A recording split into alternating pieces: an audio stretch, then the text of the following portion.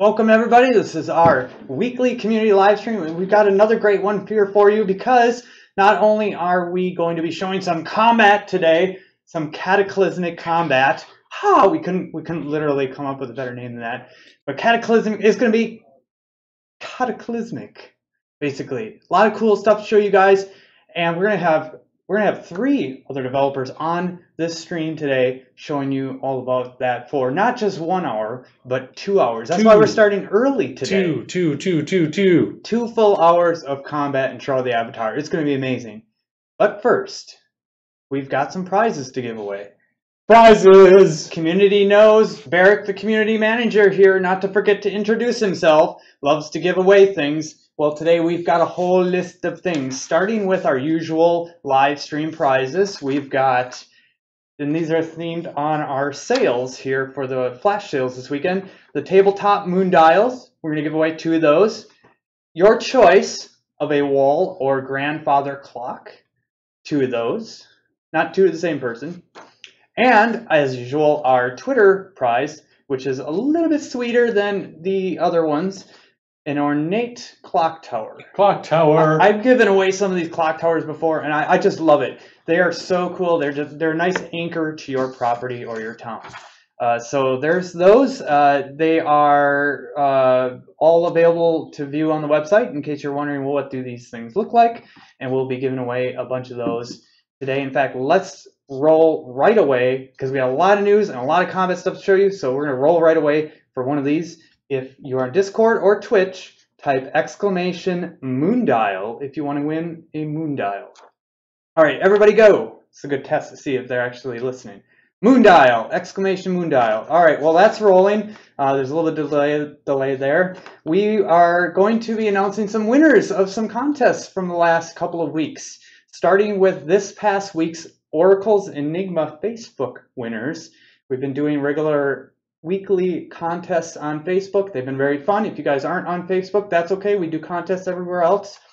And to give away some Kotos for those guys, congrats to 3 winners: Edward Hodgson, Julian Sullivan Cedrone, and Pedro Quaresma. My apologies if I slightly mispronounced those.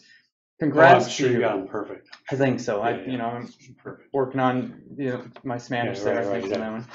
Yeah. All right, so 3 winners there. Congrats. Congratulations. And we'll have more weekly contests on Facebook and Twitter and all our other social channels. So just stick around for those. Watch on there. Meanwhile, our big Impressions of New Britannia contest that we kicked off at the launch of the game as kind of another celebration for everybody to share with us, share with the community what your impressions of the game are, what cool and fun things you saw in the game, by taking a screenshot. And we've got winners of this contest, the Impressions of New Britannia screenshot contest, in multiple categories. Now, not categories by like we recommended, there was a list of categories of recommendations for the theme of the contest or of the screenshot. But we let you guys go wild. There were no actual limits on what you could take. And there was a nice diversity of indoor screenshots, dungeon screenshots, outdoor vistas, group screenshots, a couple of really nasty dragon fights it looked like too. So we've got, we're going to go in reverse order here, starting with, back to social again, because you guys know I love social stuff. 5 random Twitter, Facebook winners who, during the contest, shared their screenshot on social and said, hey, I'm in the contest, or here's my screenshot of what I'm doing in the game today. And the bonus for those guys is that you could win that and still participate in the direct of the top categories for the main contest part. Although I don't believe we actually got doubles. So nobody won twice, so it's a nice spread anyway. All right, here we go. 5 random winners from social get 25 Kotos each. Pretty good prize, I think. Yeah. Arturus MX _ Grimsley, Renfail, Dadwax maybe, Barum, congrats to you for randomly winning just for posting your screenshot. All right, 7 runner-ups, also 25 Kotos. Statendrock, Arthen Stormbringer, Holly Walnuts, Lathiari, Stealth 2, Ravenscar, and Sardon 777. Congrats to you for winning in the contest. Now, we've got 5 more winners here. These are the top. We didn't do first, second, third, or anything like that. There were so many entries. Thank you, everybody, for submitting to this contest. There were so many close ones, and we have all of them on display in the forums for you to look at in the submissions thread of the contest and in the weekly update, which will be posted shortly after this live stream. Congrats for our top 5 winners who get 100 Kotos. Quite a bump up from 25 there, plus a pet of your choice, plus a screenshot title. Now, for the pet of your choice, this is most important. Everybody who wins today, everybody, including these other ones that we're doing throughout this live stream, contact me, Barrick, if you're in Discord, or Shroud of the Avatar if you're on Twitch, or in the forums as Barrick as well. I need to know if there's a choice here, like the pets of your choice, which pet you want, for example, and what your account name is. If you do that, I can get it to you a lot faster, and you can have fun over the weekend with your prize. All right, 5 winners are Theo, Elrin Silvertree, Vladimir Begamont, Alethes, and Duroc. Congrats to you, and amazing, again, screenshots. Yeah, it took us several hours to look through those guys. All right, so more screenshot contests coming up in the future. Meanwhile, just a couple of other weekend community news items here. Alisar's Forest was a recent player-owned town spotlight. We love doing spotlights, so if you have a town, group, or guild that you wish us to share with the community on a weekly basis, contact me, let me know. We'll get you in the spotlight. Also, last week's community live stream, The Sounds of Music, playing a little music in the game, is now on YouTube. An event this weekend and through the rest of this release, I understand, is Diamond Field's Rabbit Hunt. And also, don't forget, if you're a live streamer and you haven't submitted to our live streamer program, let us know. We want to get you on the calendar, which we're hoping to get live next week. Start. All right. Well, congratulations, everyone who won, and thank you for taking some amazing screenshots of our game. We appreciate it. And now it's time for and see, this is when the sound thing would cue, and it would be like the typewriter, and then it would be like the big splash of the screen, like when you watch the news, the like the news with Dark Star, and like the big graphic would swing across the screen. I think they get the idea. Like, look at that. News. Exclamation capital news.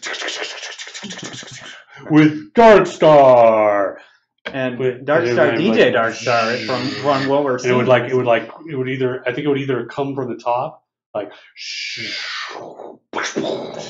and like crash to the ground, you know, like the WWF wrestling. And the ground would crack, you know, like a big football. It would be so heavy, like that. Can you see it? I can see it. That's why I'm not saying anything. Right. So it's amazing. All right. So speaking of amazing, it's Dizzy Dark Star's Discount Den, because there's not one sale today, not 2 sales, but there's three sales, because it's 420. And because it's 420, it's pot upgrades all day, man.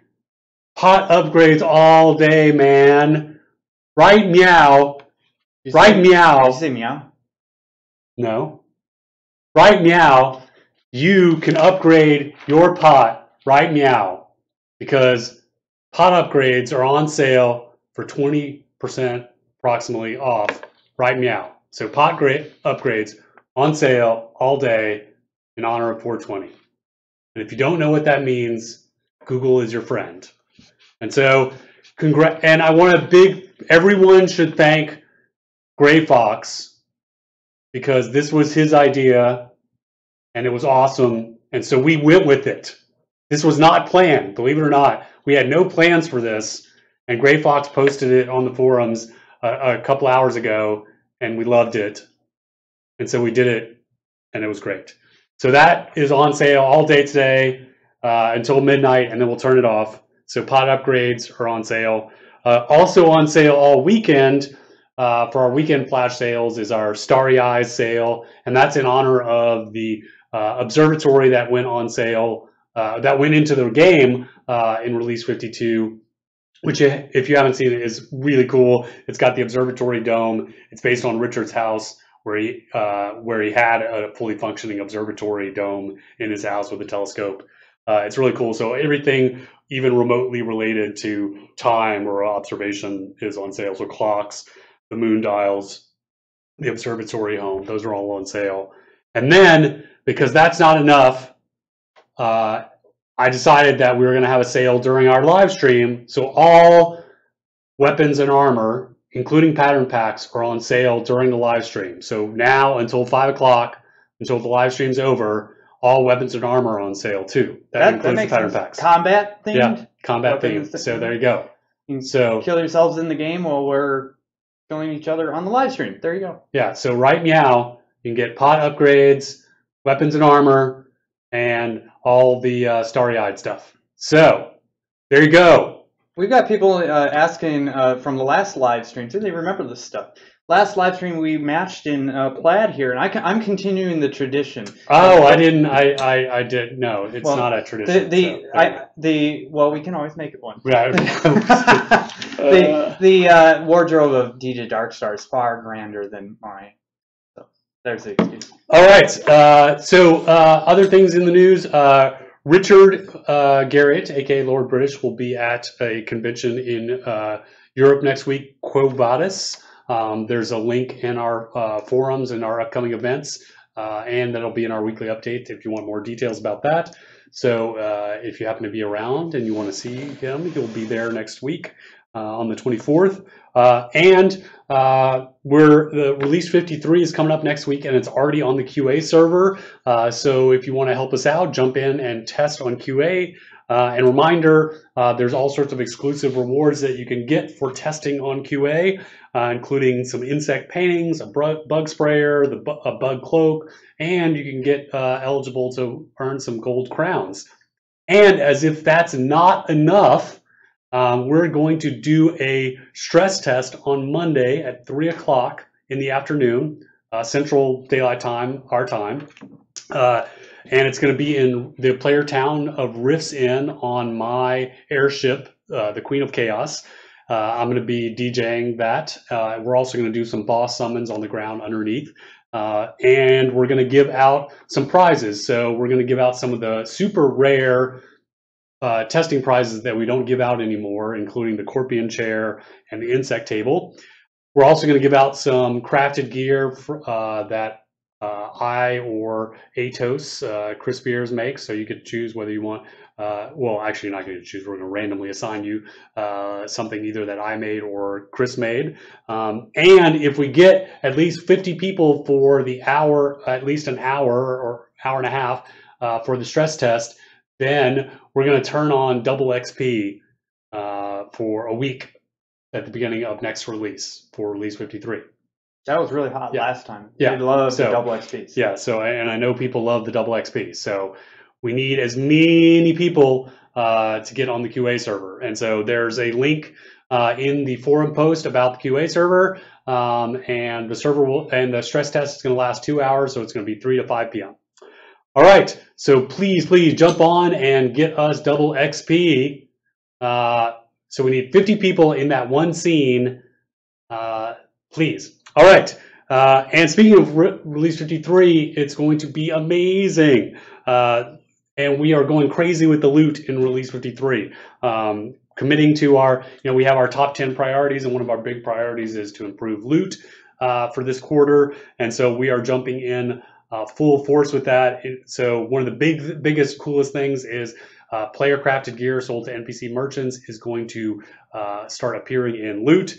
Worn armor, all different kinds of worn armor, toadstools for when you defeat the mushroom creatures. I know it's ironic. Animal skin rugs, lot deeds, and homes are now going to appear in rare supply bundles. So I can go out and fight and get a lot deed. Yeah. So if you have a chance fighting high-level creatures, to get a lot deed and a home out of rare supply bundles. Oh, so high level. So I better be ready. Yeah. And in offline, we have increased the drop rates for literally everything. So that includes resources, gold, components, recipes, artifacts, etc. And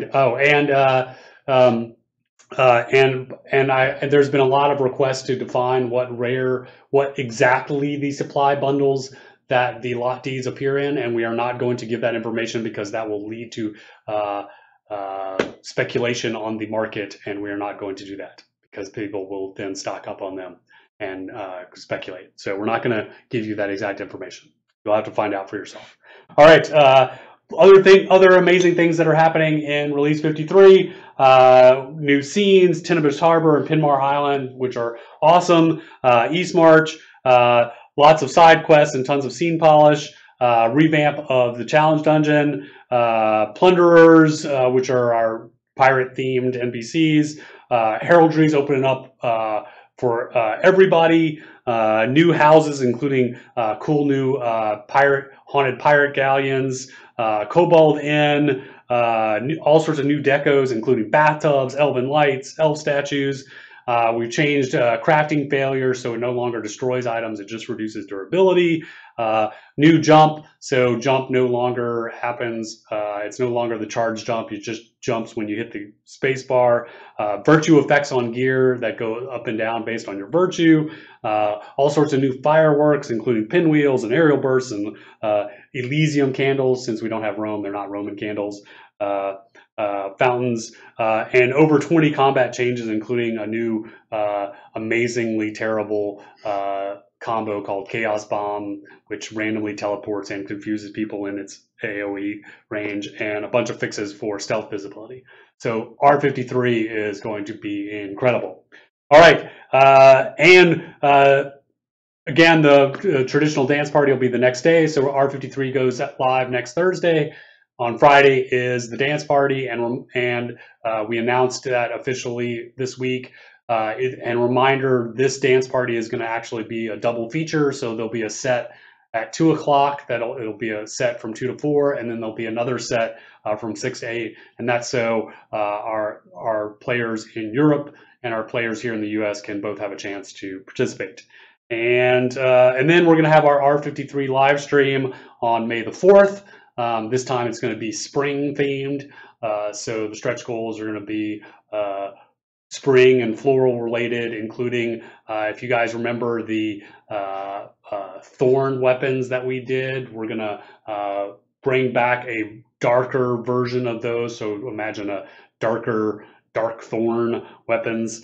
And then the Monday after that live stream is when we're going to have, on May 7th, reminder is when we're going to have our credits to crowns conversion. So there you go. All right, and I think those are all my announcements. So, and all of those are, at least most of them, are in the weekly update that's coming out. Yeah, all of that information is in the weekly update. So, and if, again, reminder, lots of stuff on sale, not two, but 3 sales going on. So get your pot upgrades, right meow. All right, I'm gonna go get the combat folks. Okay, and I'm gonna give away prizes. Oh, what kind of watch? So this is, I got this from the design section of the MoMA in New York. And it's a architectural, we're doing it the wrong angle. The Museum of Modern Art? Yeah, the Museum of Modern Art in New York. And so it's an architectural project watch. There you go. All right. And how many watches do you have? 140. All right, combat. All right, okay, while these guys get in here, we're going to give away that tabletop moon dial, 2 of those. Congrats to Tilla Tenderfoot and Tedio, or maybe it's Tedio, excuse me. Tilla Tenderfoot and Tedio get a moon dial, and a tabletop one, so it's easily placed in your home, wherever you like. And then let's roll, let's see, you guys are going to do your thing, so I'm going to let you kind of like take over. But before we do that... That's good, we need your chair. Okay, well, you know, I know chairs are high commodity here. I got it warmed up for you. Congrats again to Tilla Tenderfoot and Tedio for winning the tabletop moondials. We've got the Twitter prize, the ornate clock tower, which during this live stream you get a chance to win if you tweet us at Shroud of Avatar or hashtag LVSOTA, or both of them if you like, and just say, hey, this is great, Chris rocks, Barrick rocks, you guys are great. Thank you for showing whatever on the live stream, or that's really cool, or if you have questions or anything like that. As long as you tweet us during this 2 hours, we will put you into the pool for a chance to win an ornate clock tower. Meanwhile, the only other prize I have to give away today, so I'll roll this now. But you guys got to help each other to remember, to anybody who's coming into the live stream here, maybe you guys can help too, that we're only going to give it away at the end of the live stream. So it's also very important that you don't let me forget, because I do that sometimes. All right, choice of a wall or grandfather clock. This is also for a home or lot. We're going to give away 2 of those as well. Choice of a wall or grandfather clock. If you want to win one of those, whether you're in Discord or Twitch right now, type !clock. And we'll see you in an hour and a half or so. All right, guys. I'm going to grab my coffee here. I'm going to chat with the community on Discord and maybe get that weekly update out while you guys are hunting down creatures in the game. We're talking. Oh yes, I forgot to switch it over. I got the big screen works too if you want to slide that stuff up and put the games should be ready to go. Screen. So it's like the 4th line down. Let's just make sure that we. Anything we should know to reinforce sales? So, oh yeah, we got sales upon sales upon sales today. Sales. Do you know what the levels are? The regular flash sales, and then we also got the pot upgrades are on sale. Oh yeah, 420. Yep. And we've got another layer of sales that I don't remember the details to, but they are on sale. It's a surprise impromptu. All right, get out of here. Sales. Sales. See you guys. Good luck. Bye. You know if yeah, you got it. You stay as long as you want. So the reason we're here today and doing the live stream, doing a 2-hour live stream, is I think the last 2 or 3 streamathons or whatever we call them these days. I keep saying streamathon, hoping that sticks. Huh? No, No. I don't think it will. But we do a combat section on there, and we always seem to have too much to talk about. And I think last time we looked at it, it's like, yep, here's the skimming it, and that's probably 4 hours of content. And sure enough, we didn't get hardly any of it done. So we are taking over the stream today, so we can get in about 90 minutes of combat talk. And Try and get people caught up. before we forget, who are we? We always forget to introduce Oh, yeah. ourselves. I am Chris Atos Spears. My name's Corey. I'm a web developer here, also known as Core, or Keep Your Starfish on Twitch. I'm Travis. I'm Vast Corporer on the forum and list Rostock in the game. Oh, and the thing I do is I make a lot of the combat stuff and do a lot of the combat design. Although nothing on this team really is done alone, and even like the combat changes I make, I'm bouncing it off these 2 guys and other people up here before I do anything. And players. And players. Always players. So, we know we have a lot of new players out there today. So we want to do our usual thing where we spend the first half talking about kind of new player stuff and giving them a new player or tutorial. Yeah, I think last big live stream, a lot of people were, hey, I'm new, this is great, but not applicable to me yet. So Yep. So we're going to try to spend the first half. Hopefully we will not get too caught up in it and spend the whole time doing that, because I think we have about 4 hours of new player stuff, and then 4 hours of PvE stuff, and 4 hours of advanced stuff, and 4 hours of PvP. So we'll cram that all into 90 minutes, or we'll come do this another time and take up another whole stream.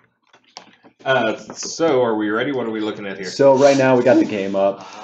Yeah, no, we'll just put it in. So we're in the bottom left corner actually, and we can't see Travis that well, so I'm gonna move it over. I don't know if that'll help.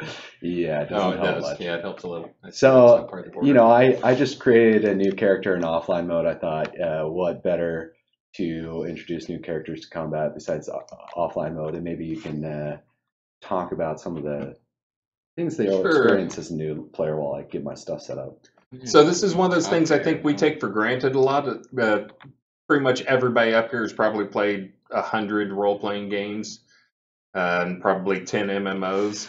So a lot of these things we have trouble explaining to people because they seem so obvious to us, but that's only because we played 10 plus MMOs. Yeah, a lot. And we all know all this stuff.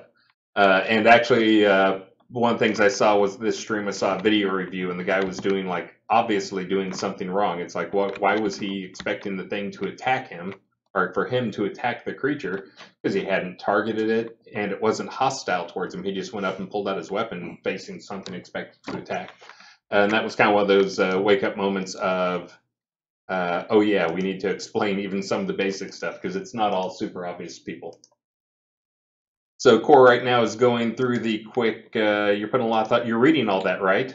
You're reading every word. I've created so many characters that I know by heart. All right, you look like you're kind of Well, rushing through some moral dilemmas there. Yeah, you know, well, I did follow my heart because I know it by heart, and I picked a ranger, which is the path of love. And I think we've said this before, but you get 3 choices when you're starting out, and it's we have a classless system. You're not locked into those choices. So I chose the path of love, which has attributes corresponding to love. So really, the ranger is kind of like Robin Hood. He has taming and well, ranger stuff. The mage, the path of truth, and the warrior, the path of courage. The warrior is probably the easiest one to figure out. But again, you don't have to choose. Yeah.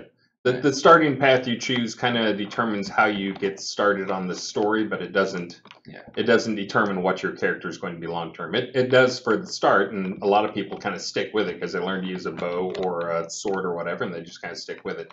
But really, the experience, how many skills you have, like you can get the same kill in like 20 creatures and learn all the stuff that the other guys knew. It's a very, very small amount of experience. It's just your starting skills and not very high. And we should probably point out that when you're choosing these paths, eventually you want to go do all the paths. Yeah, absolutely. With every character, any character you have, you want to do all 3 to get through the story. It's not, you're not locked in. Yeah. And we aren't here to talk about story, but since you brought up the truth, love, courage, ranger, fighter, mage type thing. That's also, there are 3 stats in the game that also kind of align with virtues, with courage obviously being the fighter, strong type, and love being the ranger, which is dexterity. That's one's a little bit of stretch for him. And then truth being the mage, which is intelligence. So just going over those 3 stats.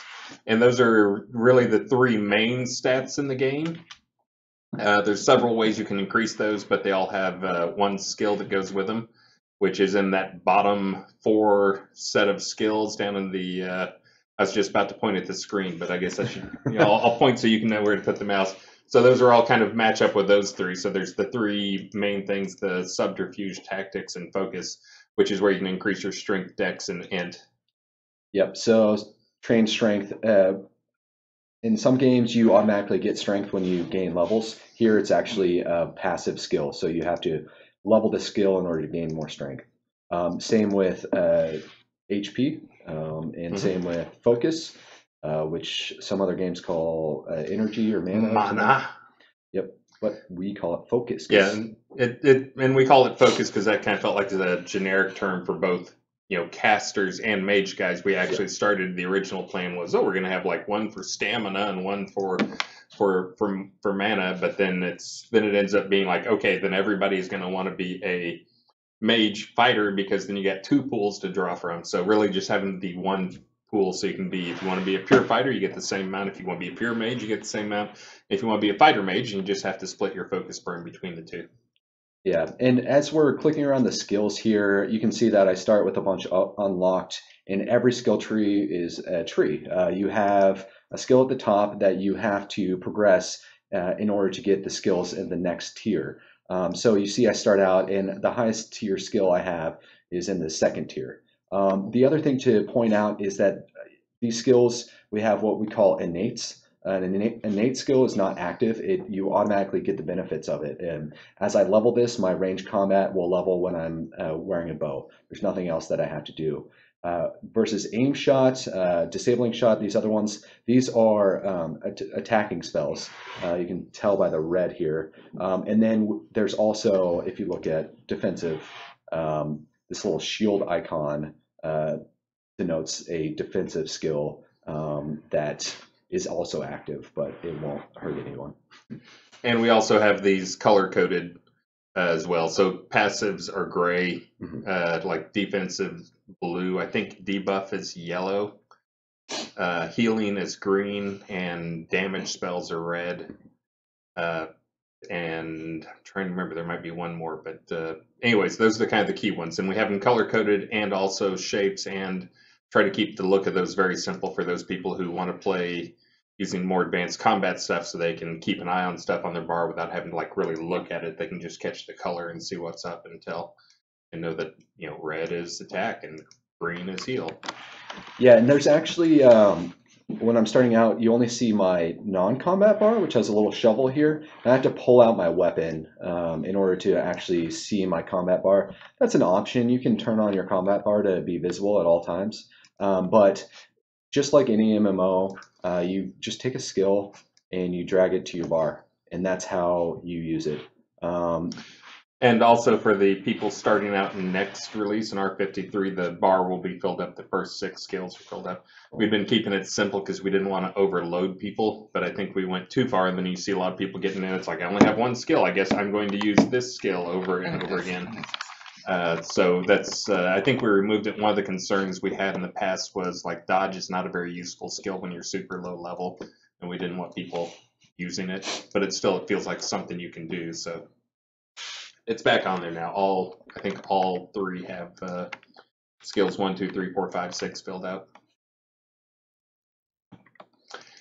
For the immersion police out there, you saw that was these are flashing blue. Isn't that controllable? I think we can tune how bright that is. Yeah, it's on the on the video, the highlight reticle. Yeah, so it's turned max, so you guys can see it here.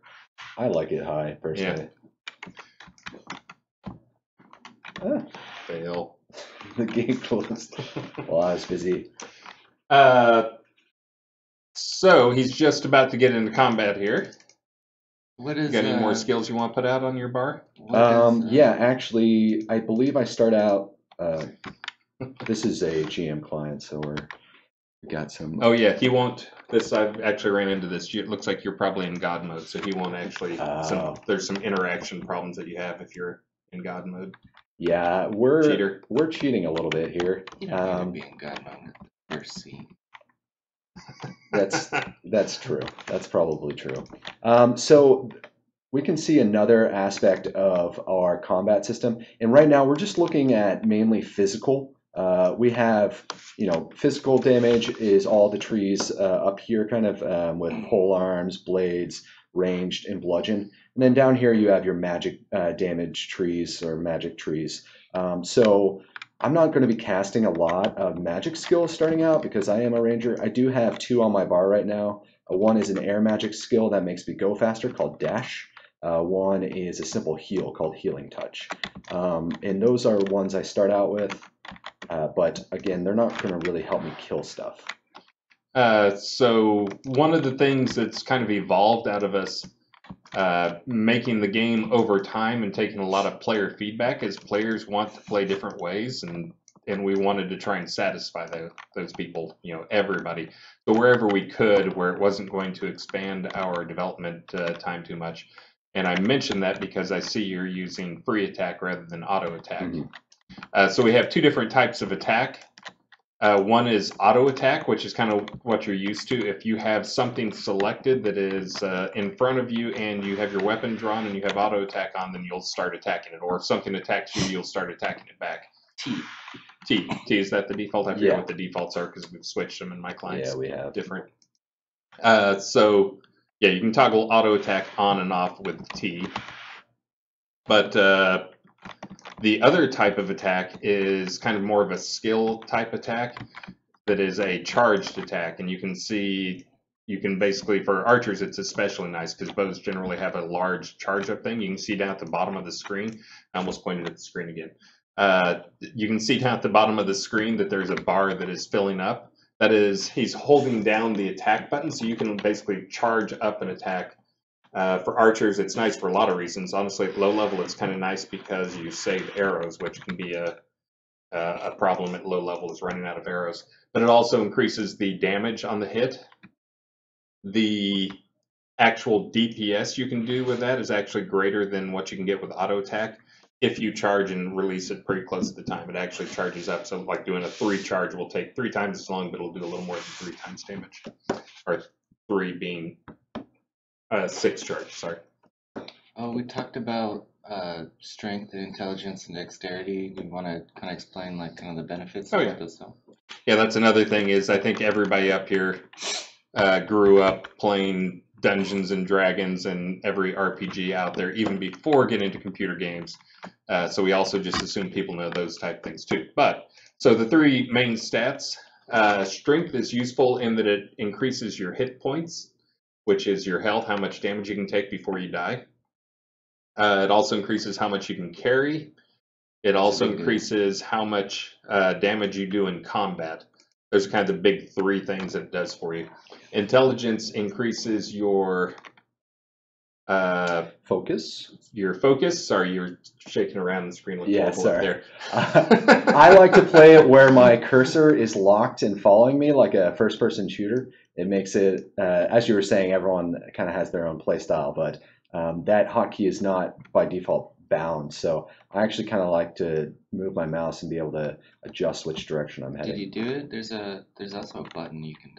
Yeah, there's a button to toggle. So that's another one. Is some people wanted a cursor mode where it's just the mouse cursor. You can double click on someone if you want to select somebody to attack. But some people kind of like the action combat. So we actually, even though we do have tab targeting where you can hit tab to select the next or toggle through the different targets that you have available.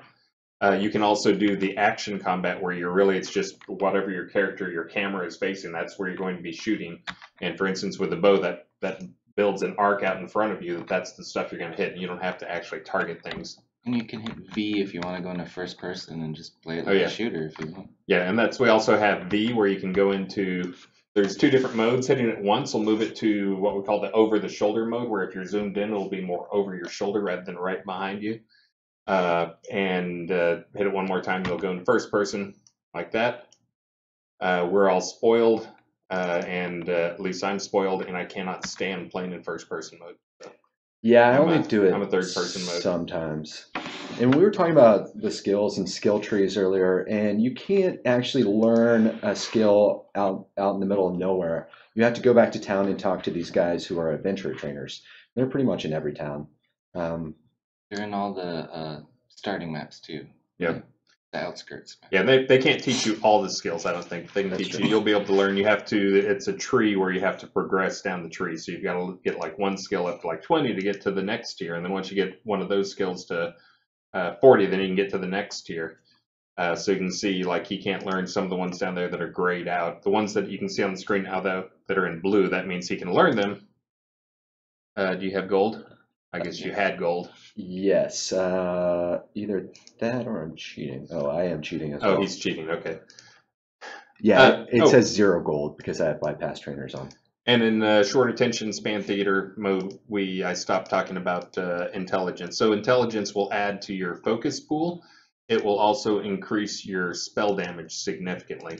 The skill in a spell and your intelligence are added together to kind of determine the base target for how much damage you're going to do. So increasing your intelligence will increase damage with all spells. That may be something that higher level players don't realize. And it also increase your chance to crit with the spell. Yeah. And then dexterity it increases your defense chance, your chance to dodge stuff. It can also help you hit things that have a high dexterity by reducing their dex or their dodge chance. It increases your critical chance with weapons, which is, I think we'll talk about the math later, but it increases it more with the ranged weapons. Having a high dex will help with that more. That's really it. Defense and it gives some skills extra damage, like that's right. The air chain tree. lightning. Yes. Yeah, the air tree. Every school of magic, we can get into that a little bit too, but every school of magic has something associated with it that kind of defines it, and that's one of the things with the air tree is dexterity actually increases the damage.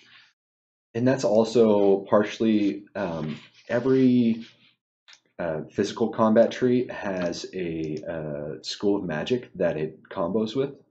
So if we look at our combo, and I don't actually know the default hotkey for that, but for ranged, it's air. So those kind of synergize there. You haven't learned how to use the dex system yet. You have to unlock that. Oh. Which is I forget if we have a GM. Is that guy going to tell you, let you do it? You talk to, yeah. Okay. Ask him about advanced I forget who it techniques. is in each one.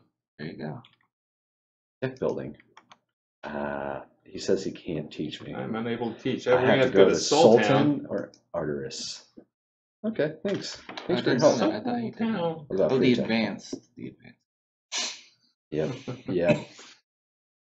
So anyways, you're not going to be able to show off those combos. But yes, every tree does have, there's some, like dexterity is good with ranged, and it's also good with air, and strength is good with bludgeon and also with earth. So there's those associations with those where there's a lot of tie-ins between those, and there's also a number of combos that go between those skills or those trees too. So cheat now? Well, I was thinking about going to Sultan, to actually unlock the trainer here. But we have been talking a lot about we're focusing kind of on the physical combat, or sort of these early level things, and magic is incorporated into pretty much every build. Like for example, you start out with a heal. Even fighters start out with magic abilities, and so it's not just about being a pure physical attacker. You're going to integrate these things into your builds because you'll find them useful. So the combat trainer, this guy? One of those, yeah. Combat trainer. Cool. Advanced techniques. And he is an automaton. Deck building.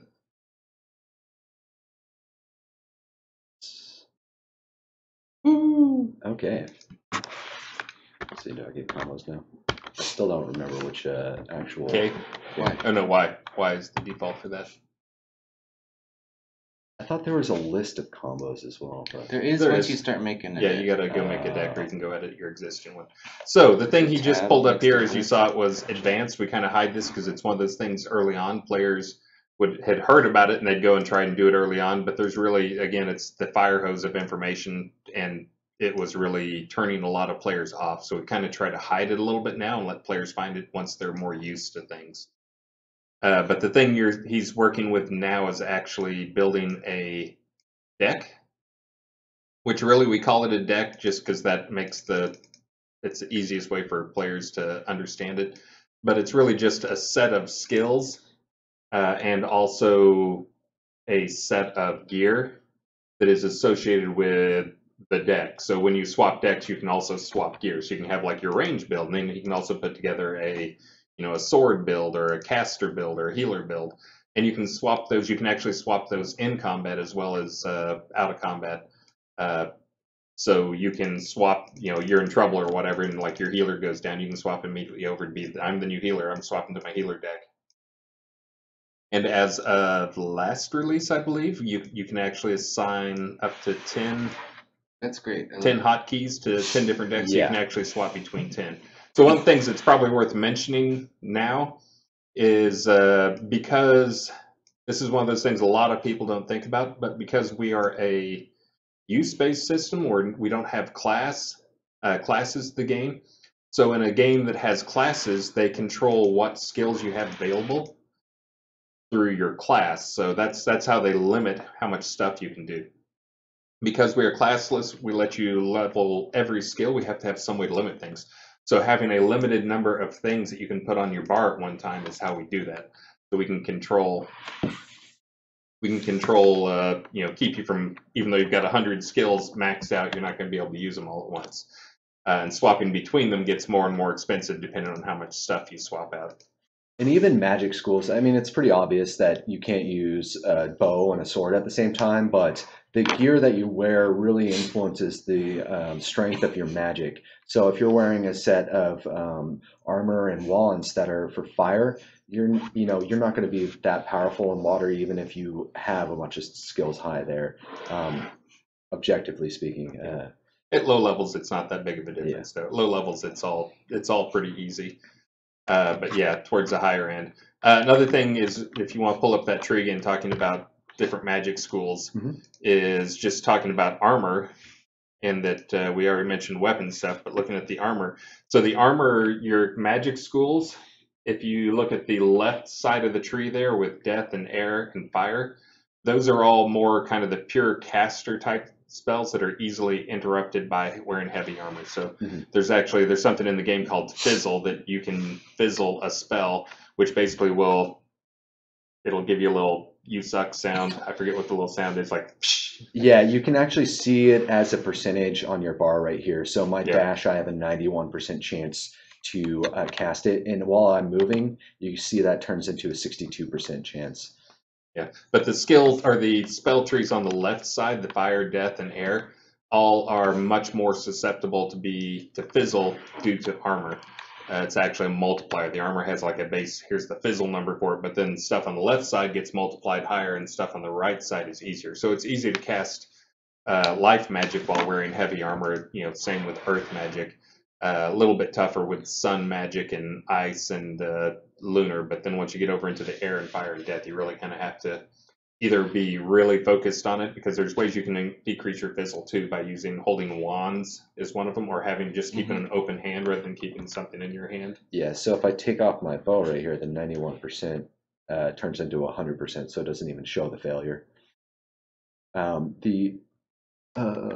You can actually see the fizzle percent that it's adding for these schools of magic. So here you see plus 45% fizzle chance from equipment on every single air spell.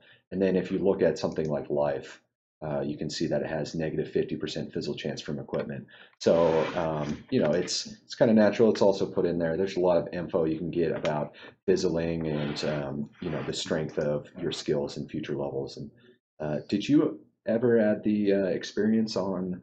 No, I did not turn it on. I have that still in the shelf change list. You won't be able to see the experience yet. Yeah, soon. That's players who have actually played a lot are looking at this, wondering what's going on down there at the bottom. That's actually some dev information, but it's one of those dev information things I meant to reveal to players because it's useful information. There's no reason not to show them. But that does, since we do have the dev information up there and you can see how much experience and that type of stuff, that is, again, when you have a skill that you've learned, the little green arrow in the upper left-hand corner, you can click through that to toggle whether you're learning, unlearning, not training, and I guess there's no maintaining for that one. Maintaining, it starts to happen above level 40. Yeah. So what that is if you have it set for learning, every time you use that skill or a related skill in some cases, it will apply experience that you've earned to that skill and start leveling that up. So we use kind of a hybrid system. If you're familiar with Ultima Online, where it was just purely a use-based system, you can just go stand in front of punching dummies, or cast a firewall and step into it over and over again, or whatever thing you might be doing, you can do it over and over again. You just continuously level. We have a system, we didn't really like that. We felt that encouraged some bad behaviors. So we have a hybrid system where you go out and you do stuff, you complete quests, you kill stuff, and you earn experience, and that goes into your pooled experience. And then when you actually use the skill, what it's doing is pulling experience out of that pooled experience and applying to that one. So you have a finite amount of experience. So you can go and stand in front of a practice dummy here, and you can shoot it.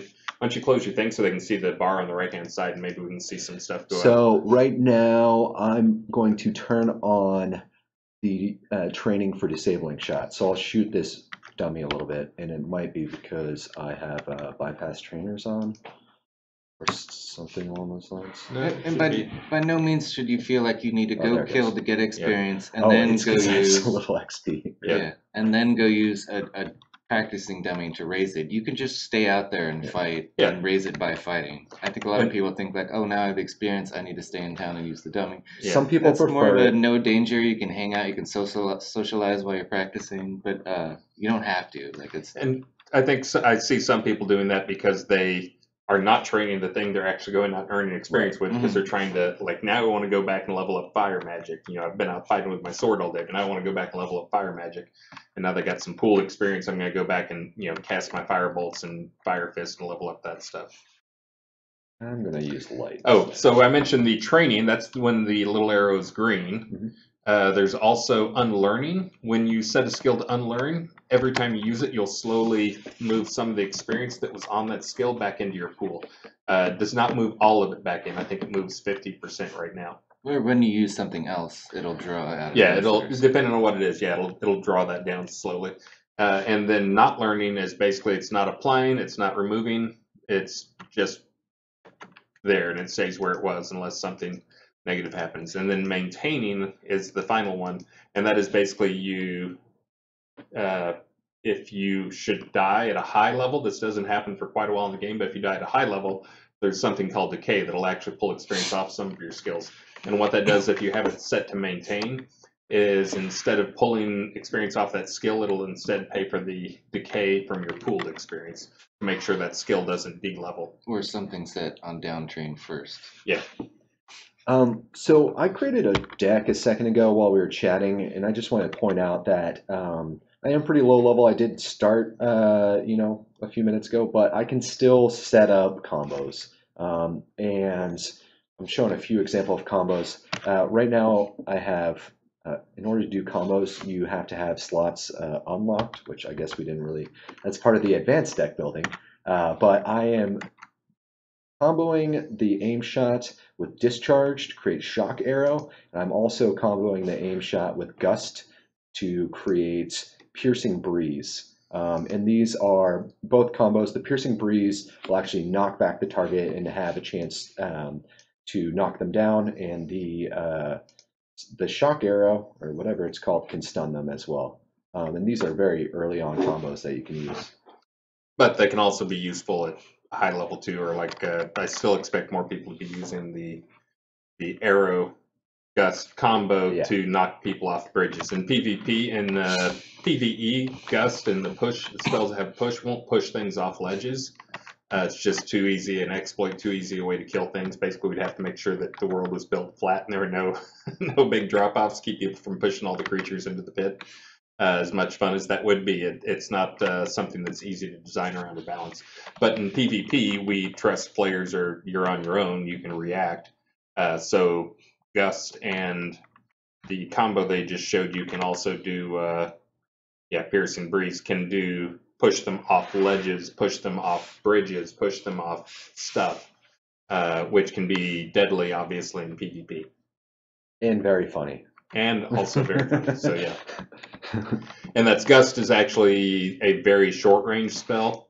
The Piercing Breeze, however, has arrow range, so you could do it from quite a ways away. So players may not even see you, and you can basically gust them from 40 meters away or so. Yeah. Which is helpful for an archer, because then they're that much further away. You can get another shot off, and combo it with slows. Also the shock arrow to stun them, or any lightning skills to keep them in place.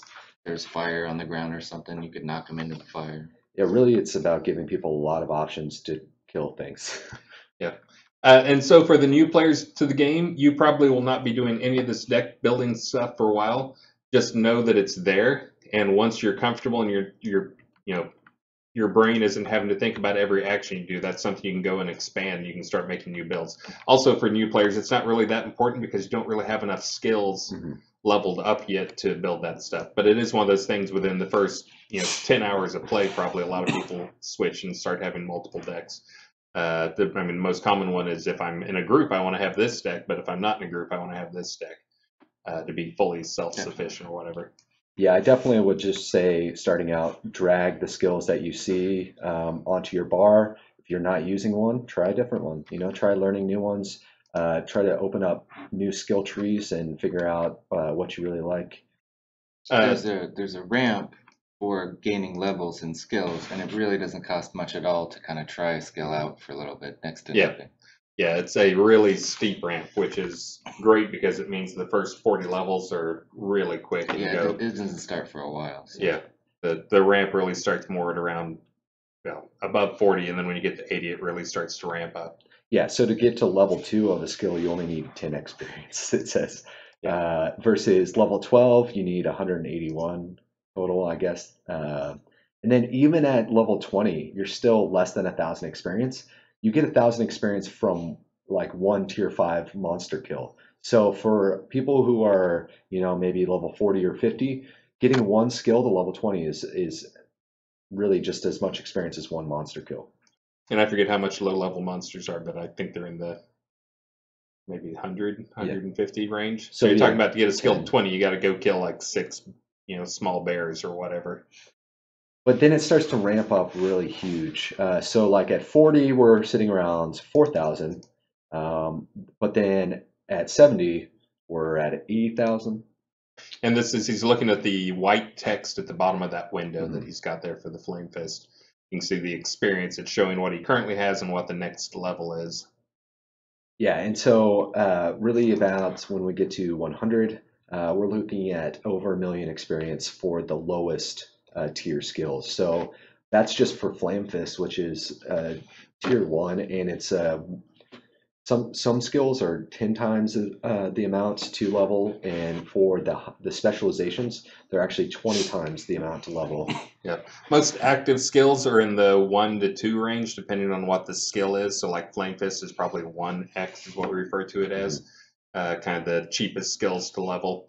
But then passives, the gray skills, and we call them passives because you don't actually use them. They just give you benefits all the time, which is kind of what the health is, and also strength.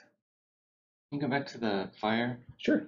So let's say you wanted to be a fire wizard, and it's much more beneficial to you to get all of those to like 20 or 40 than to go down the tree for a specific skill you need, and then try to get that to 100. Try to get them all up kind of as you go. And then once they're all at 40 or something, then maybe you can start picking or choosing. But that number, that little meditating person, the attunement number, that is what would you call that? That is a combination of the levels of all the skills you have in this tree.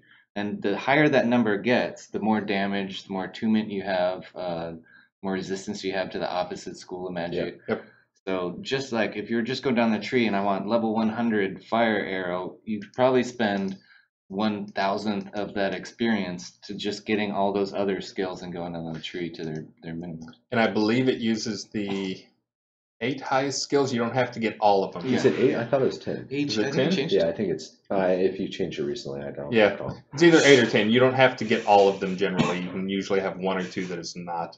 Yeah, it's not hurting you once you get it. And the idea is that if you're a good fire mage, you know a lot of fire skills, you're just naturally more talented at it, right? So basically, this attunement is trying to set up that natural talent for it. And really what he's talking about is if we look at this damage on this Flame Fist right now, it shows 6 to 10 physical /fire damage for this level. And that's with 8 attunement. And we can just...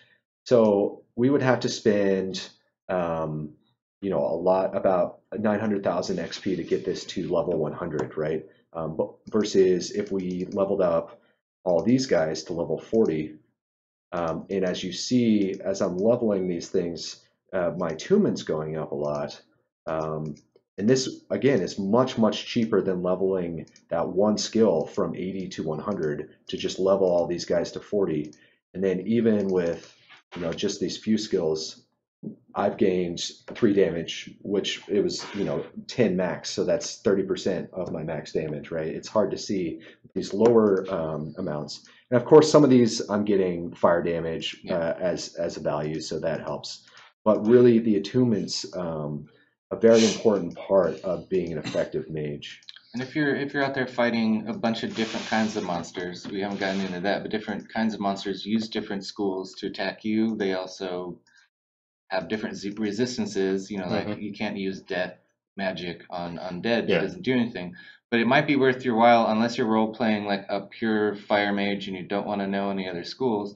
It's worth your while to just put some nominal experience in those other schools just for the other stuff you encounter in the world. It'll kind of protect you from those too. And that's one of those things we're using the dex system to define things, because there's also, it's not just like fire. Death magic and blades is one of those where it can be tough fighting undead, because death magic, guess what, on undead does not do so well. I don't think it does anything really.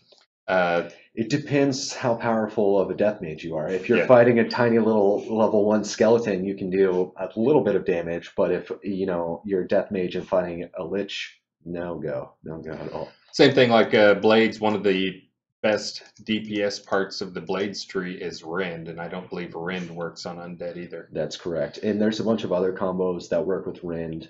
Someone actually asked for more Subterfuge combos. One is with Trip, which is in Subterfuge skill tree, and then also with Whirling Blades, and both of those are damage over time. Very powerful. Again, don't work on Undead. So if you're a new player and you're seeing all this stuff and you're completely overwhelmed, don't be. Again, super easy. All you got to do is whatever skills you have, you can drag them to your bar. You'll use them, go fight stuff. You'll level up, do some quests. Quests give huge amounts of experience, especially for lower level people. I forget how much the main quest line gives, but it's hundreds of thousands. 100,000 for just one. Yeah, for one part of it. Even the outskirts, just the very first quest zone that you get in after the tutorial has, maybe 50,000 XP worth of quest in there. And usually I've done a bunch of speed runs that I try to do on new characters. And typically when I'm, power gaming on this game, I will go do all the outskirts and try to get all that quest XP real fast so that I can have that boost that with a bunch of XP under my belt can be a lot more effective. Yeah, so there is a lot of stuff you can learn. You don't have to learn a lot of stuff. Really just go and play the game. We're showing you a lot of this stuff now because, one, there's some more advanced players out there who are going to be interested in this stuff, but also just so you know that the systems, the skills, the combat, everything in the game is very deep, even though it's tough to see right when you get started. Just know that there's still a lot left out there. And you'll also probably run across a stream or two if you go look at Twitch and see these guys. If you've played the game and you know what it's like where you're trying to survive fighting little stuff and they're out there just slaughtering stuff and walking through things, just know that that's because we have there's so much more you can learn and figure out how to play better, and we just that'll never really end, and that there's a lot of skill. There's a lot of knowing skill, there's a lot of reflex skills, there's a lot of planning skills in terms of building decks and knowing strategizing And you the can have best options for things. You can have project decks too. They're just I want to try and be a sneak around, get a big backstab because I just want to mess around with that. I do that too. Yeah. Yeah, I spent a few hours a few releases ago just trying to one-hit kill a troll. I was min-maxing a build to just one-hit kill. I couldn't get it though. Could not do it. And that's we set up our list of things we're going to talk about, and I think we're in the first. Let's see, what have we covered here? We covered skill progression. We covered stats, auto, free attack. Yeah, maybe we can go into the more magic. We haven't talked about magic and reagents. Yeah, we did talk about attunement.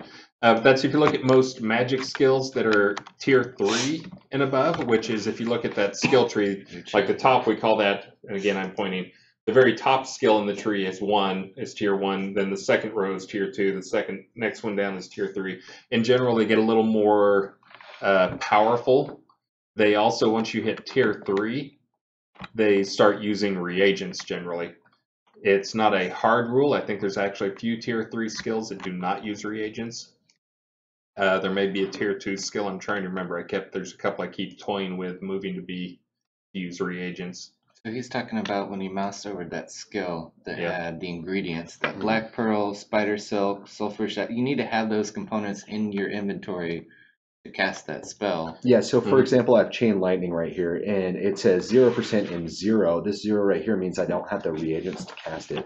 Let me go ahead and find that reagent seller. I think he's right there. We're good. No, I think he's inside a building. He's in there.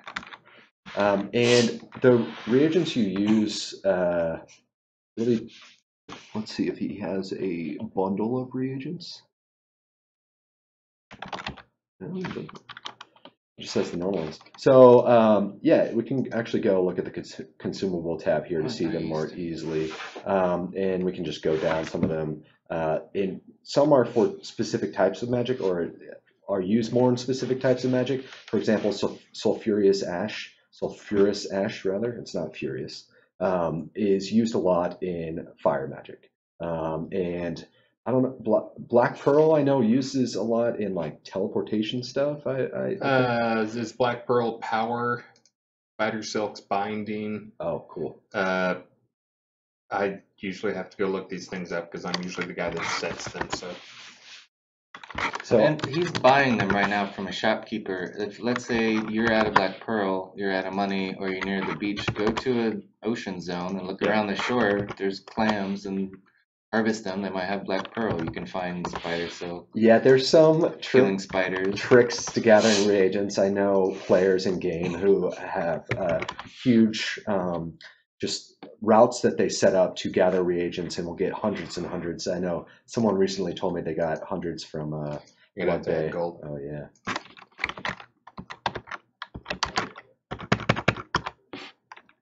Yeah, you guys can do this on live too. Just add gold. Yeah, that's exactly how it works.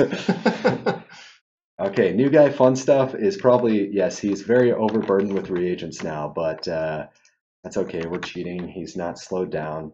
And now when I pull out my deck, we can see I have 99 plus uses of Chain Lightning, and I'm fizzling a lot because I have 65%. You have leather gear Yeah, on. leather, and he And doesn't if you have. had cloth gear on, that would go down. Oh, And yeah. there's also skills that will reduce your fizzle, and you also have a bow in your hand. So, Yeah. but also know that you don't, just because you have 99 plus or you buy like 100 reagents, that doesn't mean you can only cast it 100 times. It usually, the general rule is most things are 10% of the time they'll use reagents out of there. So it'll last a while. So 200 will probably cast 2,000 cast. Yeah, it's 20% chance to consume reagents for Chain Lightning right here. And Mhm. so all this info is available on the tooltip as well. And even though there's 20%, out of these few casts, I've only actually used one of each reagent. So it's pretty nice. Reagents can get really expensive, so it's good to know where to find them. And this is when I go through and try to balance things. That is one of the, there's a million different knobs I have for balancing thing, whether it's making it more focused, making it harder to fizzle. But that is another one that I look at is just making things more expensive to try and discourage players from just constantly spamming it. Yeah, like summons, for example, are pretty expensive. Torpor is an expensive skill. I'm trying to think of others. But yeah, they can if you're using that new life one is super expensive. Blast, yeah, blast. yeah, this one really hurts the group healer. You know, it's like they had to go back and get a bunch of Black Pearl because Tip your healer. Yeah, definitely tip your healer, guys. It's not cheap to save your life. So yeah, healing blast is super powerful. I get healed for like 800 plus sometimes with this skill, but that's very powerful life mages. But it's cool. And arrows are considered a consumable reagent if you're out there shooting a bow. Keep track of how many arrows you got. Yeah, and it's actually similar. There's to the way that you consume reagents. There's this ammo scavenger skill, which reduces the chance for you to actually use an arrow. Where it works instead of picking up an arrow. And the other thing about magic that we touched on was attunement, but and List mentioned it, but your attunement also dictates your resistance in a way. So there's attunement and there's resistance. If you look here, I actually have a skill in the air tree that gives flat air resistance. And so both of these are used when doing a calculation for how much magic damage something is going to do. So I forget the math exactly, but the math is when I cast a spell on you, the comparison it does to figure out, I just slide out of camera, the comparison it does to figure out how much damage it takes my attunement, and it compares to, like if I'm casting air magic on you, it takes my air attunement and compares it to your air resistance plus half your air attunement. So your air attunement does help it, but only helps it half as much as resistance. Resistance is twice as useful for resisting, but it does nothing to increase the damage of it. Yeah, so to plug in numbers for that example, let's just use my air tree. Let's say Atos is attacking me and he has 150 attunement, which is very easy to get. And I have 33 attunement plus 10 air resist. So that would give me about an effective, so reduce your, you'd be around 130 attunement for the damage of that skill to me personally. I don't remember the exact math. I think I've shown it up in one of my combat chats, but I have to go look it up in code every now and then. But yeah, I think maybe at 100, it's kind of in the double range, but I think it's actually a power function. Right. So if I had, equal air attunement and about 75 air resist, then I would match him, and he would be doing about as much damage as, let's say he was using chain lightning. That chain lightning wouldn't really get any damage boost from attunement. So it can be really powerful in defending against things.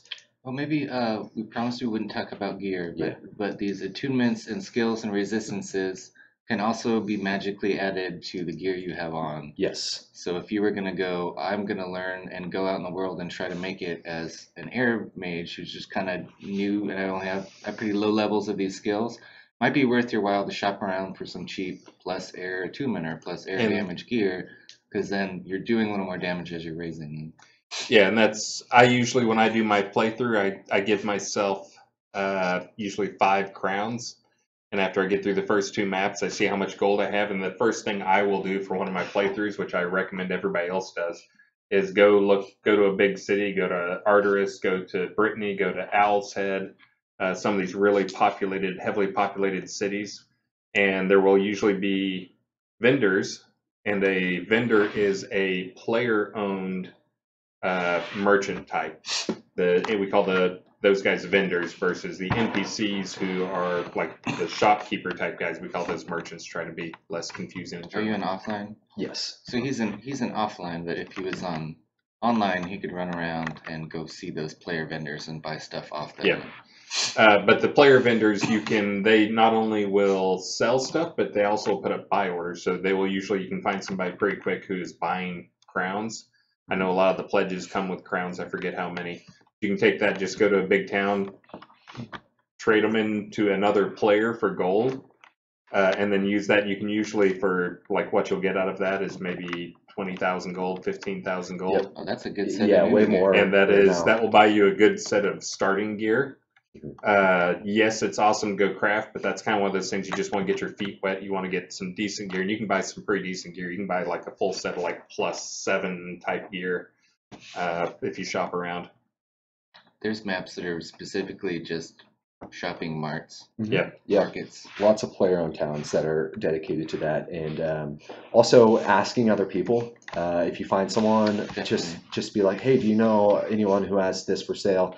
Likely they'll say, hey, go to New Britannia Market or New Heaven or something like that. Or where's a good place to buy X? Yeah, Because and just checking every vendor is not probably the best method. I mean, I know that my character, I crafted a bunch of stuff when I was training, enchanting and things, and I sell them for super cheap, and it's still good gear.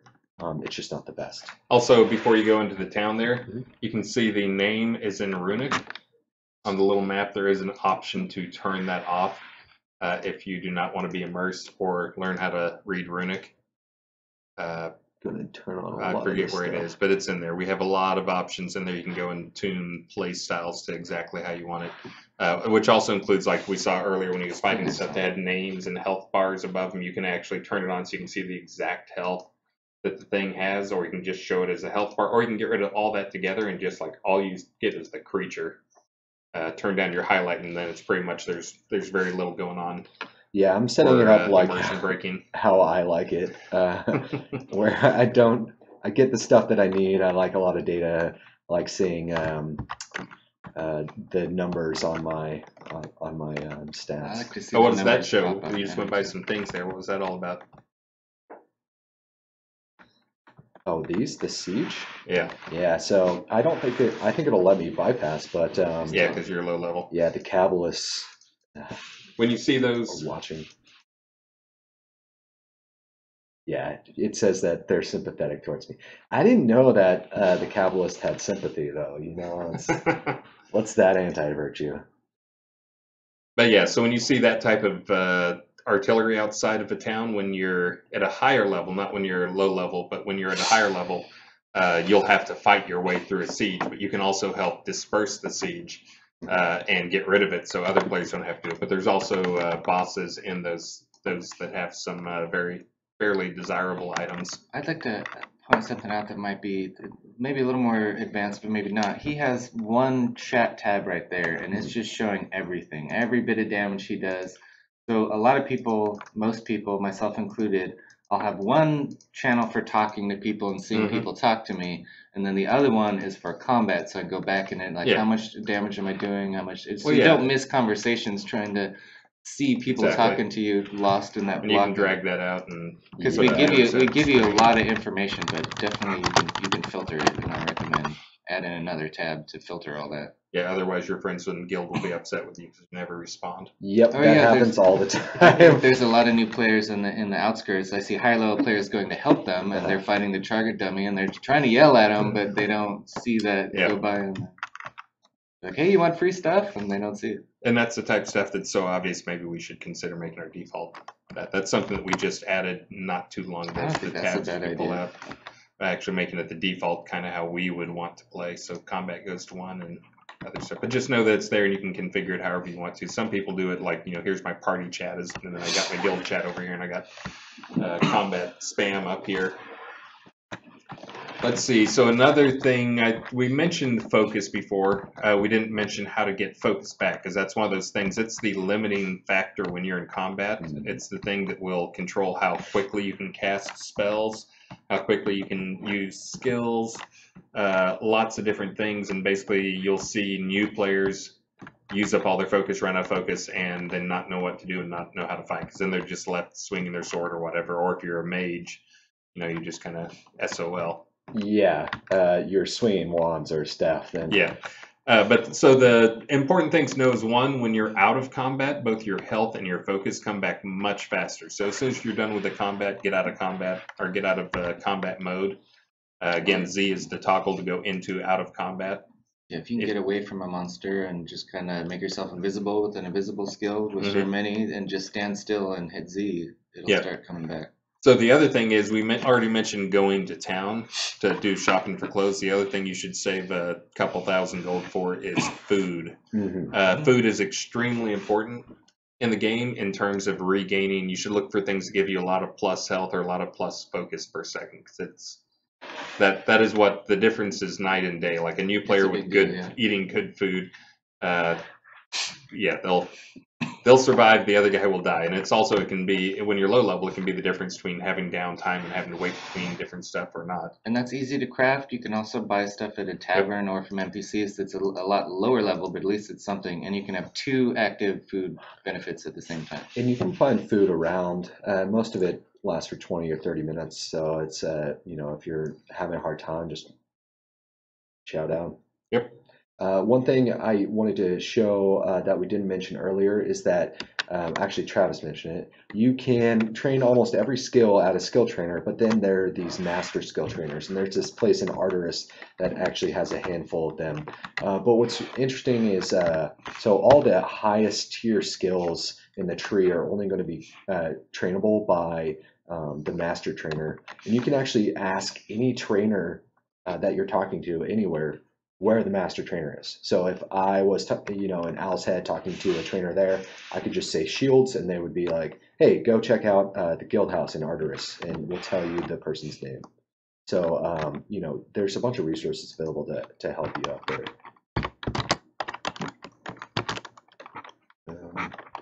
I don't know if, let's see if we'll say it. Maybe not typing. Yeah.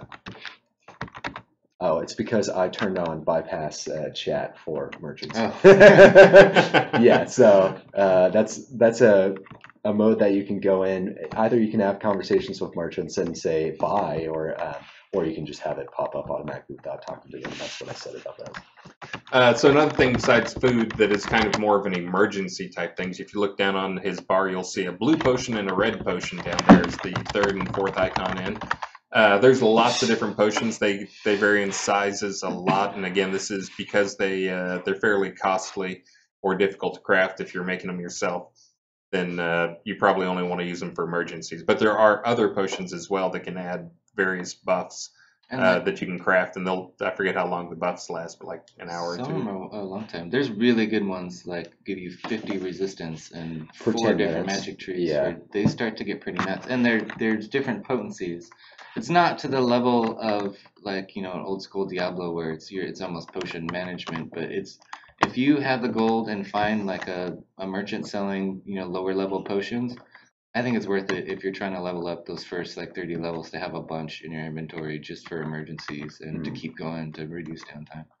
But there's potions that increase your health, your strength, your dex, your move speed, all kinds of stuff. There's some that increase how much you regenerate over time. There's potions that are smelling salts, not technically a potion that'll clear you from being mesmerized or stunned. There's also another reason to visit some player-owned towns is there are blessings that you can pick up in the player-owned towns. Those for new players especially. We are not big on like doing the whole level capping thing where you must be this tall to use this gear or get this feature or whatever. Mainly because we try to push that we don't want people to have to grind forever. We want new players to come in and feel like they can contribute right away. So we basically, right away, you can use any gear in the game, you can get any buff in the game. And those buffs at low level are actually a lot more helpful than at high level because, getting like a plus, 5 health per second buff at low level is massive, but at higher level it's less. So getting those buffs early on, and those last like 2 days. So the devotionals last 8 hours, I believe, and then there's the shrines that are placed around the world, and those last for 3 days, I think. 2 or 3. Yeah, I think they're 2 or 3 days because I set them up to encourage players to go back to those spots. So you can have 2 shrine buffs, 2 food buffs, 2 get as many buffs on yourself as you can maintain. And I mean, there is some cost to it, obviously, especially for the 3-day ones. Usually you have to solve a puzzle, but I see a lot these days where someone's like, hey, I'm in Middle Downs. I just solved the puzzle. Who wants to come grab the buff? So, you might run into someone out solving puzzles and find yourself with a 3-day buff. It's very nice. Yeah, just vanilla starting gear, vanilla starting skills. You can make it through the game and do the quests and progress pretty easily, but spending a little money on a little nicer gear and trying to find some buffs will make a huge difference. So when he says money, he means gold. Yeah, show them where the buffs show up your Oh yeah, sure. Yeah, gold. I mean in-game gold. Yeah. Oh yeah. A little coin. Yeah, I think, like you said, like a couple thousand gold, which is not that hard to get in the game. You can get all new gear and either get it through like this type stuff, although he's cheating there to kill those guys. Those would have actually been real fights, except that he gave himself a high skill level in chain lightning. Now he's so slow. He's carrying a lot of stuff. Another thing. Heavy lifter. Go ahead. Yeah, because another thing, and this I really would recommend to people, is getting heavy lifter in the tactics tree. I remember when I first started out that there weren't any devotionals back then, but just using an obsidian potion for the plus 50% capacity helped a lot. Just you're running around and then you get overburdened and you have to go back to town and sell. So just like being able to stay out a little bit longer is pretty important. Well, at least they'll make you get more faster. So one thing, I guess, on the magic schools, and also this is something we get a lot. We talked about taming, I think, a little bit when we talked about the ranger and the path of love, how we start out with some taming skills, both tame creature and summoning. Well, you're allowed to have one creature out at any point in time, whether it's a pet or an elemental summon. And so, clone of yourself. Yeah, you can actually clone yourself. So these are pretty helpful little companions. We didn't mention how many reagents these usually cost to summon, so it's not something you want to do all the time. However, having a little air elemental that follows you around stunning people, and they're at the bottom of the magic trees, the pets, so you might not get to them for a little bit. Well, and what's the cost for keeping them out? Focus. So up here, depending on the power of your pet, you lose part of your focus pool. So essentially, focus is a big problem. You got to manage it, no matter what class you are. So this makes it a little bit more difficult if you're trying to spam skills and have a pet out at the same time. But you probably wouldn't be that far and have an air elemental with no way. 100 focus. Yeah. I'm cheating a lot. But there's also the tameable pets. Yeah. Mm-hmm. And those, so here, just like other skills, Tame Creature has a requirement of a reagent, although it's not really the same. This is a taming collar, so it's not really a true reagent. But in order to actually use this, you have to use a taming collar and their skills to decrease the chance that you're going to actually waste that taming collar, similar to the way that you don't spin reagents or arrows every single time. I don't want to sign you up for something, but you did mention something when we were talking about that. Oh, making the starting packages come with a no trade collar. Yeah, we were So talking. people, Yeah. that is one of those things that, I mean, a lot of people would want that. A lot of people come out of the new zones and I want to train something, and then okay, now I need a collar. Okay, where's the recipe to make a collar? Yeah. Whereas you can find, if you're lucky enough, and there's some players selling them in your starting zone, which happens a lot. But we're considering just giving new players a taming collar to tame their first pet. And just on a system design note, since a lot of people have played other games like World of Warcraft or EverQuest or something like that, and they have pets in those that don't have any negative side effects whatsoever. Mm-hmm. So the difference is in our game, because you can do whatever you want to, whenever you want to, like those classes are designed around pets. Like if you were a hunter in WoW or a mage in EverQuest or whatever, like those are designed. That is like a big part of your class is built around that. And again, that's where the class thing comes in.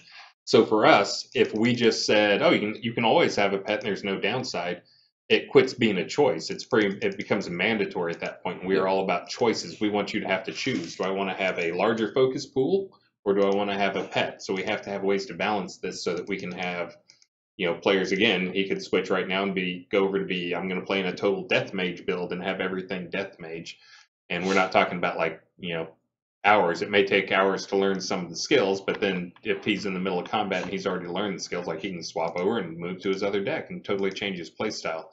He's fighting humans. Well, I'm going to go switch my death mage deck because that's the most efficient way for fighting those guys. Oh, I'm fighting undead. Well, I better go to Legend or whatever.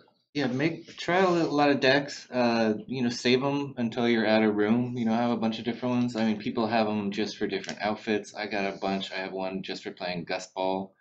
I realized that I never learned a few skills. They're only good for. It's like an in-game soccer game where you use that gust and it blows this specific ball around in people's POTs. It's really fun.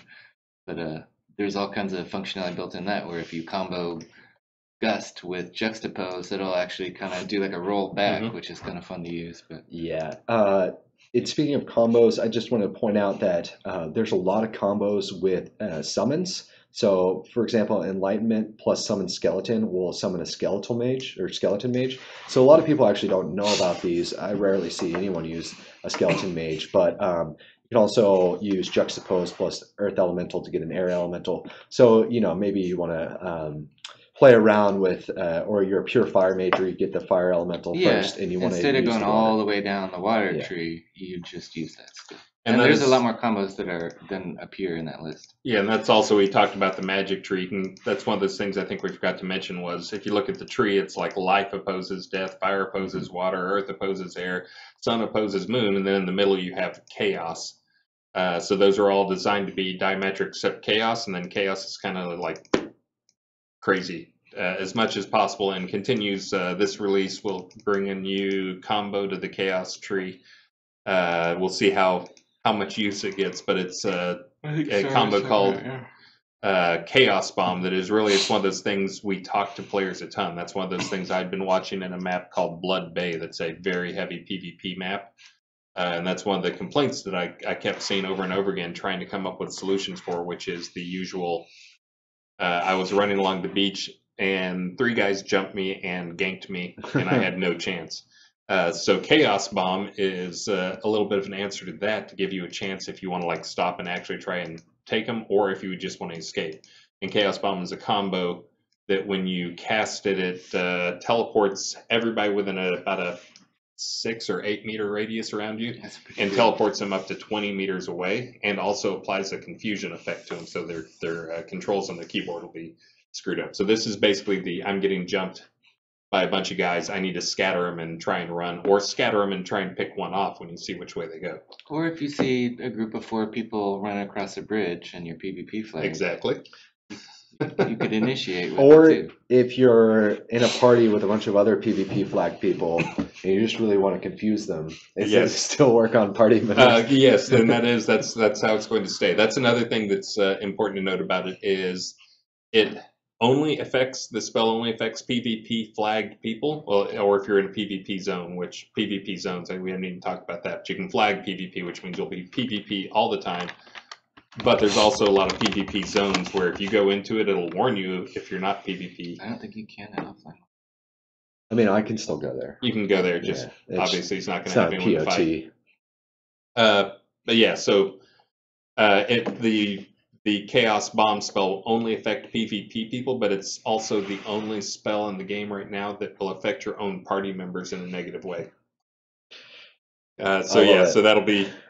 I was also saying, that's the party trick, fun thing of doing the Chaos Bomb just to frustrate your party member. But you have the option to leave your party mates behind. Yeah. But also, I know there's a couple PvPers who out there who pride themselves on basically like sneaking into large groups, into bad areas. You know we're talking about you right now. I'm not going to say your name. But sneaking into places and then trying to get a kill right in a big group of people, and that's one of those things too. If you're coming into like, hey, look, those guys are over there screwing around dueling or whatever, you come up on them. That's a great way to start things, is to go up, sneak up, backstab, Chaos Bomb, work on one guy and try and take him down. So we've got about 30 minutes left. We didn't get through anything. I think we got through pretty much all of that. We got through you guys are wondering what we're looking at. We have a list of things we wanted to cover on the board over here, and we got through one side, and we haven't even started on the other side. We're not really halfway yet, but well, talking, I guess the next point we can kind of go over the enemies you might find, and especially with reference to what we were talking about, your builds, your skills, your attunement, and being able to be effective against certain enemies. That all applies when you're, I guess, fighting different mobs around.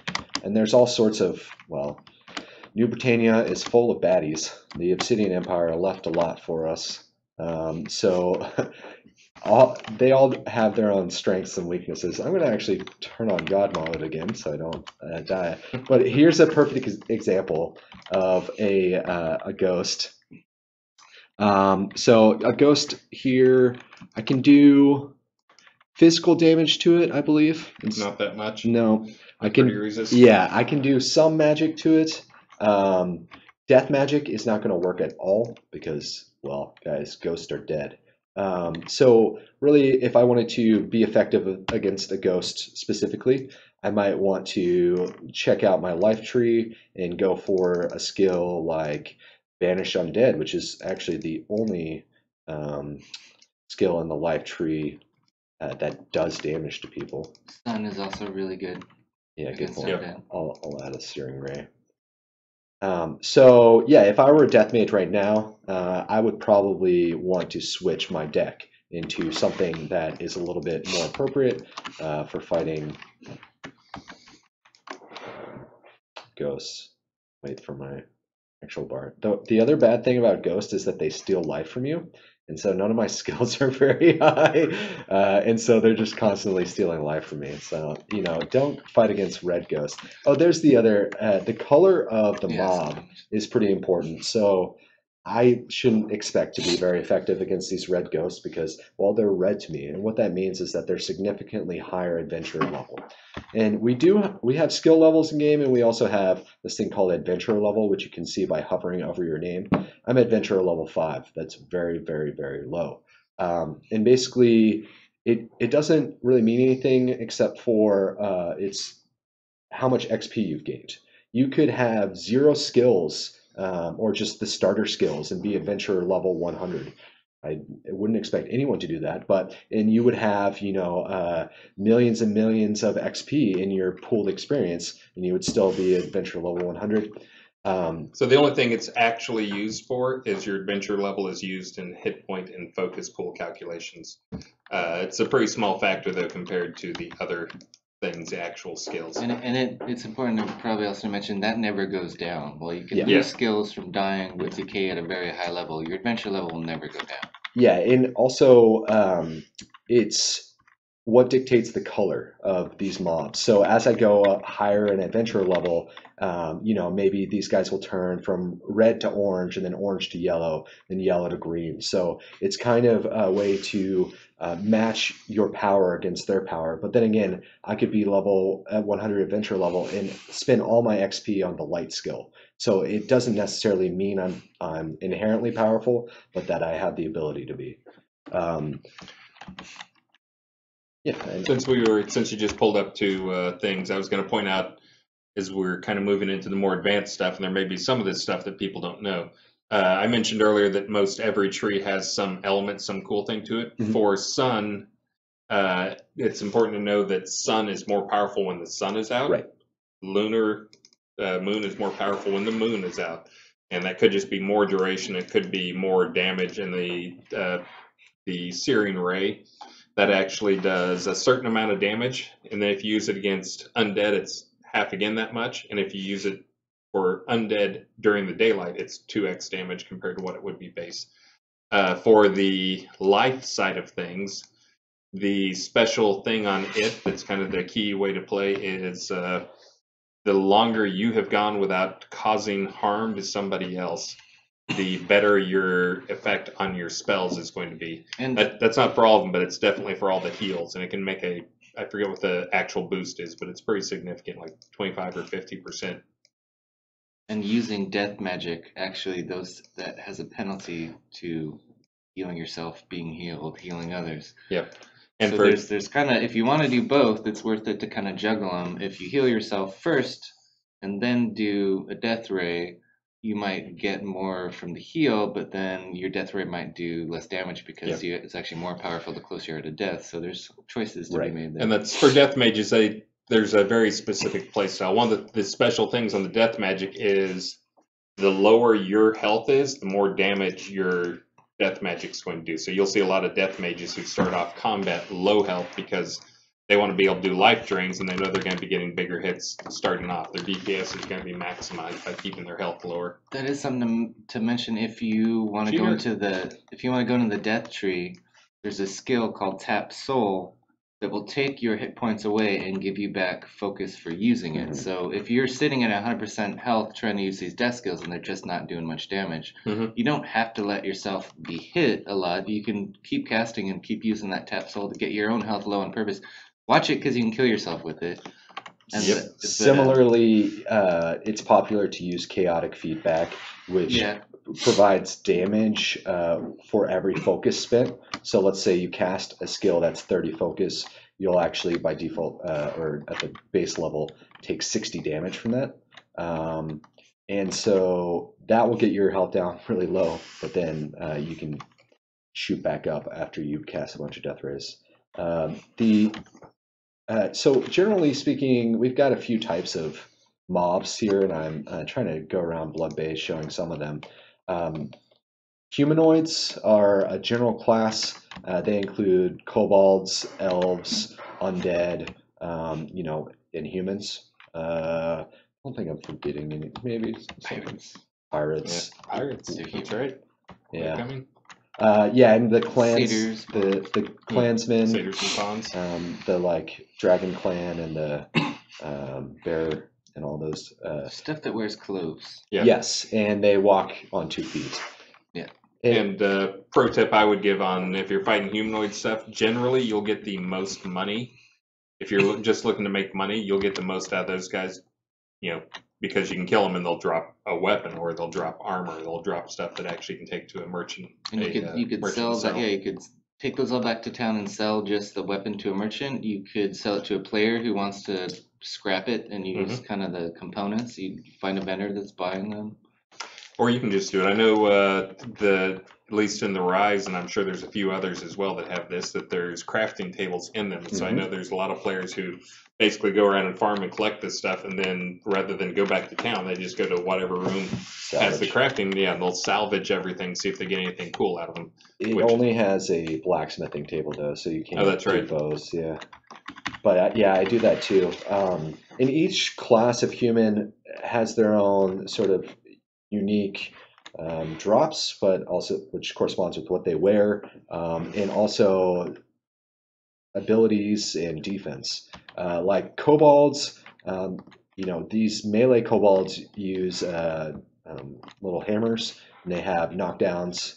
The mage kobolds, for example, will use fire and air magic, so they'll stun you. Versus like, the elf mages will use like sun, fire, and death. And the dragon clan mages, for example, will use ice. So there's a bunch of different types of magic that you run into when you're fighting mobs, and it's important to take into account for that. So if I'm fighting a very high level dragon mage with an ice deck, I'm not going to be very effective because that dragon mage is an ice mage as well, and so it's going to have attunement that's pretty high. So I'm going to have to fight with that calculation of something that has high attunement. So similarly, elves are more aligned with the non-elemental magic schools like death, moon, sun, and life, while other humanoids, humans in general, like cultists and the different clans that are out, are earth, fire, air, water, and their offense and defense often corresponds to that. So, using death magic for so much of elves might not be the best choice in that situation. So while there are extremely powerful builds that you can make, it's pretty difficult to get a silver bullet essentially for everything in the game. Yeah, and that's true. That's one of those things, like if you're trying to force, like, I want to be only this one type mage, you can do it, or this one type build, but you're not going to be as effective as, if you've done less than that and also done something else to it to some extent. Because getting, like, you can get multiple trees to skill level 80 for the cost it would take to get a single tree to get to skill level 100. Yeah. Just because of that big curve we were talking about. Yeah, and humanoids, I think, are kind of easier to kill than some of the other things. For example, like a dragon is immune to most magic that I know of.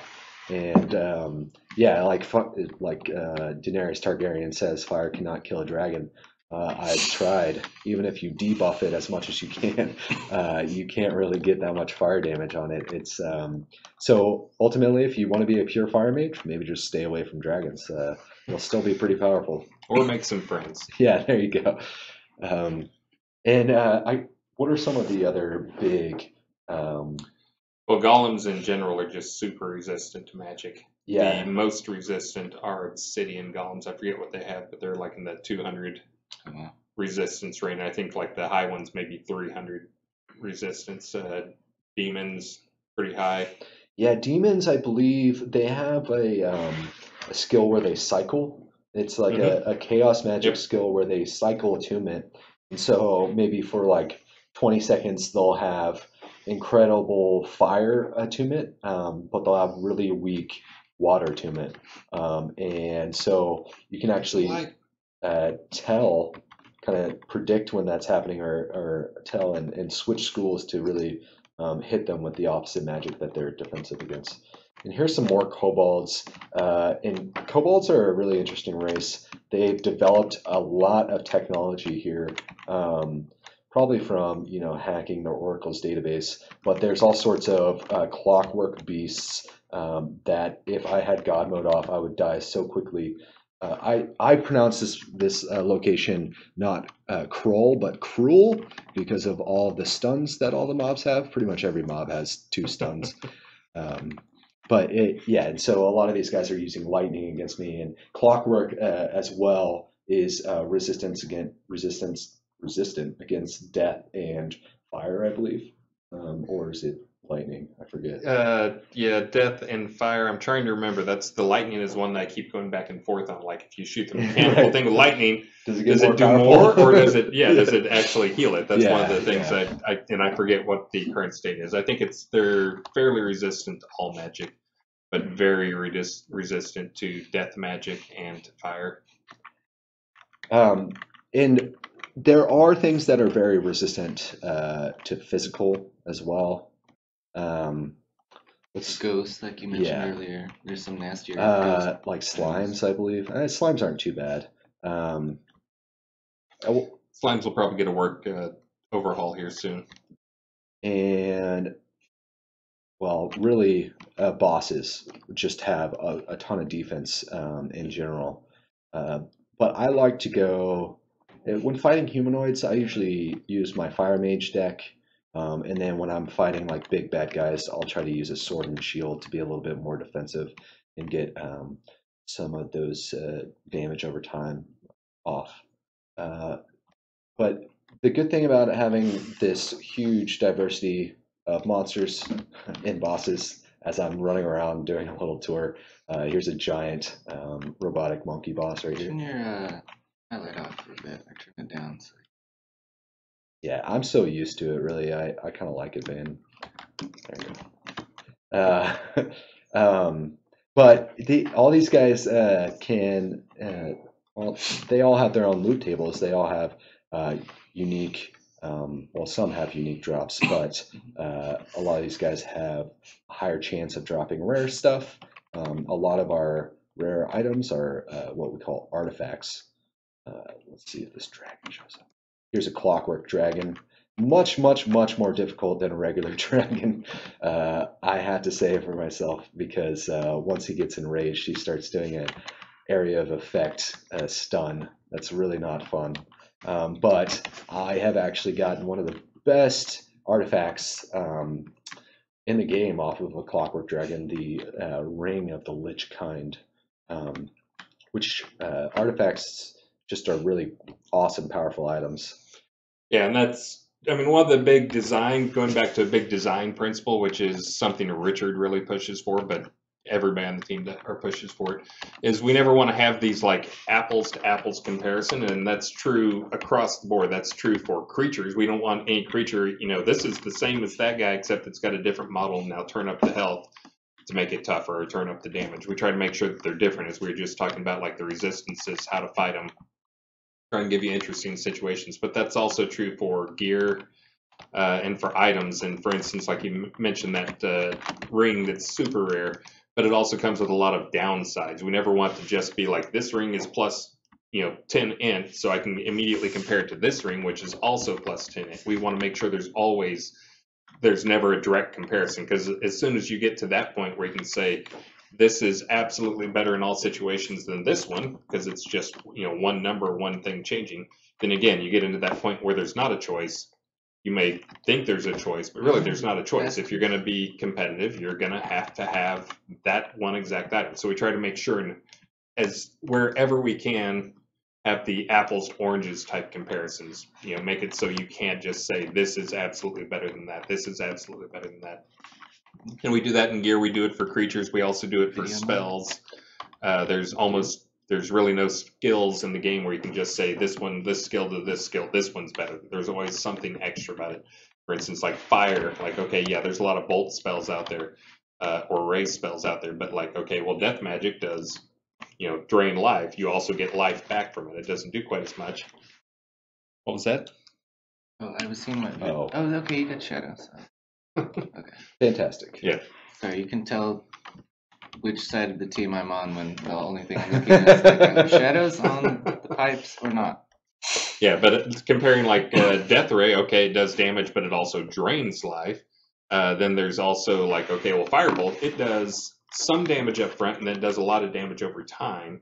Mm-hmm. But again, it's hard to put an exact value on how much damage it's going to do, because it only will stack so many times. So you can be overriding your own Firebolt, your own dots on them. And then, Ice Bolt does pretty good upfront damage, but also has a slow. That's worth mentioning in a group. Some of the dots and the debuffs you want the person with the highest skill, and that skill to be the one that's kind of assigned to be doing that debuff. You mentioned yellow skills, which we haven't used many yet. There's blind, there's fireflies. That in a group, if everybody's doing it, it's only using one person's. Yeah, he's talking about the background of the skill is yellow because it's a debuff. So mentioning blind right here, that's moonbeams. Here's fireflies right here. And yeah, so there's a limit to how many instances of an effect that you can get on something. So and those are those little squares underneath the nameplate. So if you had something targeted and hit him with one of those, you'd see the effects being applied to those monsters. So if they were bleeding or frozen, that's where you'd see that. Yeah. I guess the bottom line for the monsters here is that there's tons of them, and that they're as varied as player builds are. You're going to find ice mage monsters, air mage monsters, blades, polearms, bludgeon, and things that players can't do. But again, there's no one build fits all. Some people are going to struggle in different scenarios. Or excel, and that's their specialty. And it's like, hey, we need so and so because he's really good at this. Yeah, definitely. And he's awesome at. It's depending on your style too. A lot of people, they want to be a pure healer, and that means that they're hanging out in groups a lot, and they have people who are helping them actually deal damage, and they're keeping them alive. And when I play with those people, the next time I play, I die a lot because I'm so reliant on their heals. I'm like, I change my build so it has less heals, and then I'm like, oh crud, I'm about to die. But it is nice having the classless thing, which I mentioned before, is that when the one, in other games like the cleric or the priest left the group, you can't do anything now. Whereas this learn every skill, usually a lot of people have a decent amount of heal spells just to heal themselves or others. It's worth putting experience in and training just for that. But when the healer goes, someone can step up or everyone can start healing themselves. You're not just dead from that point. Yeah, and healing's hard. I've tried to do that too. You never realize how difficult. Skill, yeah, it's like people are dedicated. I'm like, oh, I'm staying alive. That must be really easy. But then the healer leaves. I switch to a healer, and it's like, people die all around me. And there's a lot of party mechanics too. There's some things like we were talking about debuffs. A lot of times it doesn't make sense to debuff if you're out soloing. Yeah. But when you're in a party and you got a lot of people, like you cast that one spell on them, everybody's getting that benefit. And the same thing is true with healers. Like those healers that you're probably used to they're the dedicated healer for a party of people, and they know their best thing to do is to keep their head down, avoid aggro, and just do heals, not worry about doing damage to people. And that way they can be a lot more effective again, because the big thing on the healing, the life tree, is that the longer you go without doing damage, the more effective your heals are. Yeah. And then did we want to talk or mention any PvP stuff at all before we were we talked about did we talk about scene progression as far as like what? Oh yeah, what you should do if you want to find a good place to level. Yeah, there are some guides out there actually about figuring out, because really the map is pretty huge, and depending on where you start out, depending on the path that you choose, you're going to be in a different area of the world, and so there will be different scenes. Yeah, explore, research, ask people, because just because you start in a starting zone, you see one tier 2 adventure zone and the rest are 4 or 5, doesn't mean that's your only option. There's kind of scattered throughout the world tiers of all different. And don't forget the M key. Yes, I forgot. My M key is to toggle the compass, and there's a glitch on the dev client, but it'll fix itself here in a sec. Yeah, so if we're looking at make it big, the starter zones, that so if I started on the path of courage, you'd start here in Highvale outskirts, right next to Highvale. You can see that's a tier 0. Yeah, we actually have tier 0s. But then you can kind of click around here, see that Highvale is tier 1, Superstition Canyon, which is actually a pass, tier 2. But if we tier get 5, tier 5. Sorry. If we get over here towards, these are getting recreated. That's tier 5. South Shattered Hills.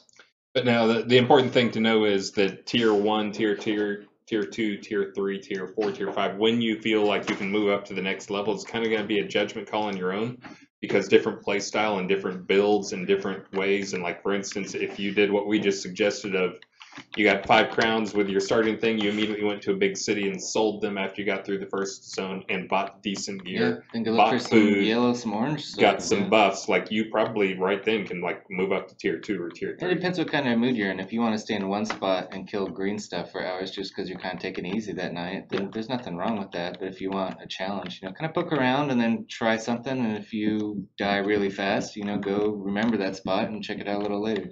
And pretty much every starter area has a few scenes of every tier around it. It might not be immediately next to it, but like I know if we head a little bit this way, we'll get to some higher tier. I think this is tier 3 right here. And you can join parties with. I like to go there after. Whiteguard Foothills. I remember, right after I started Solace Bridge, this is where I went and hung out for a while because I was a total noob, didn't know how to play.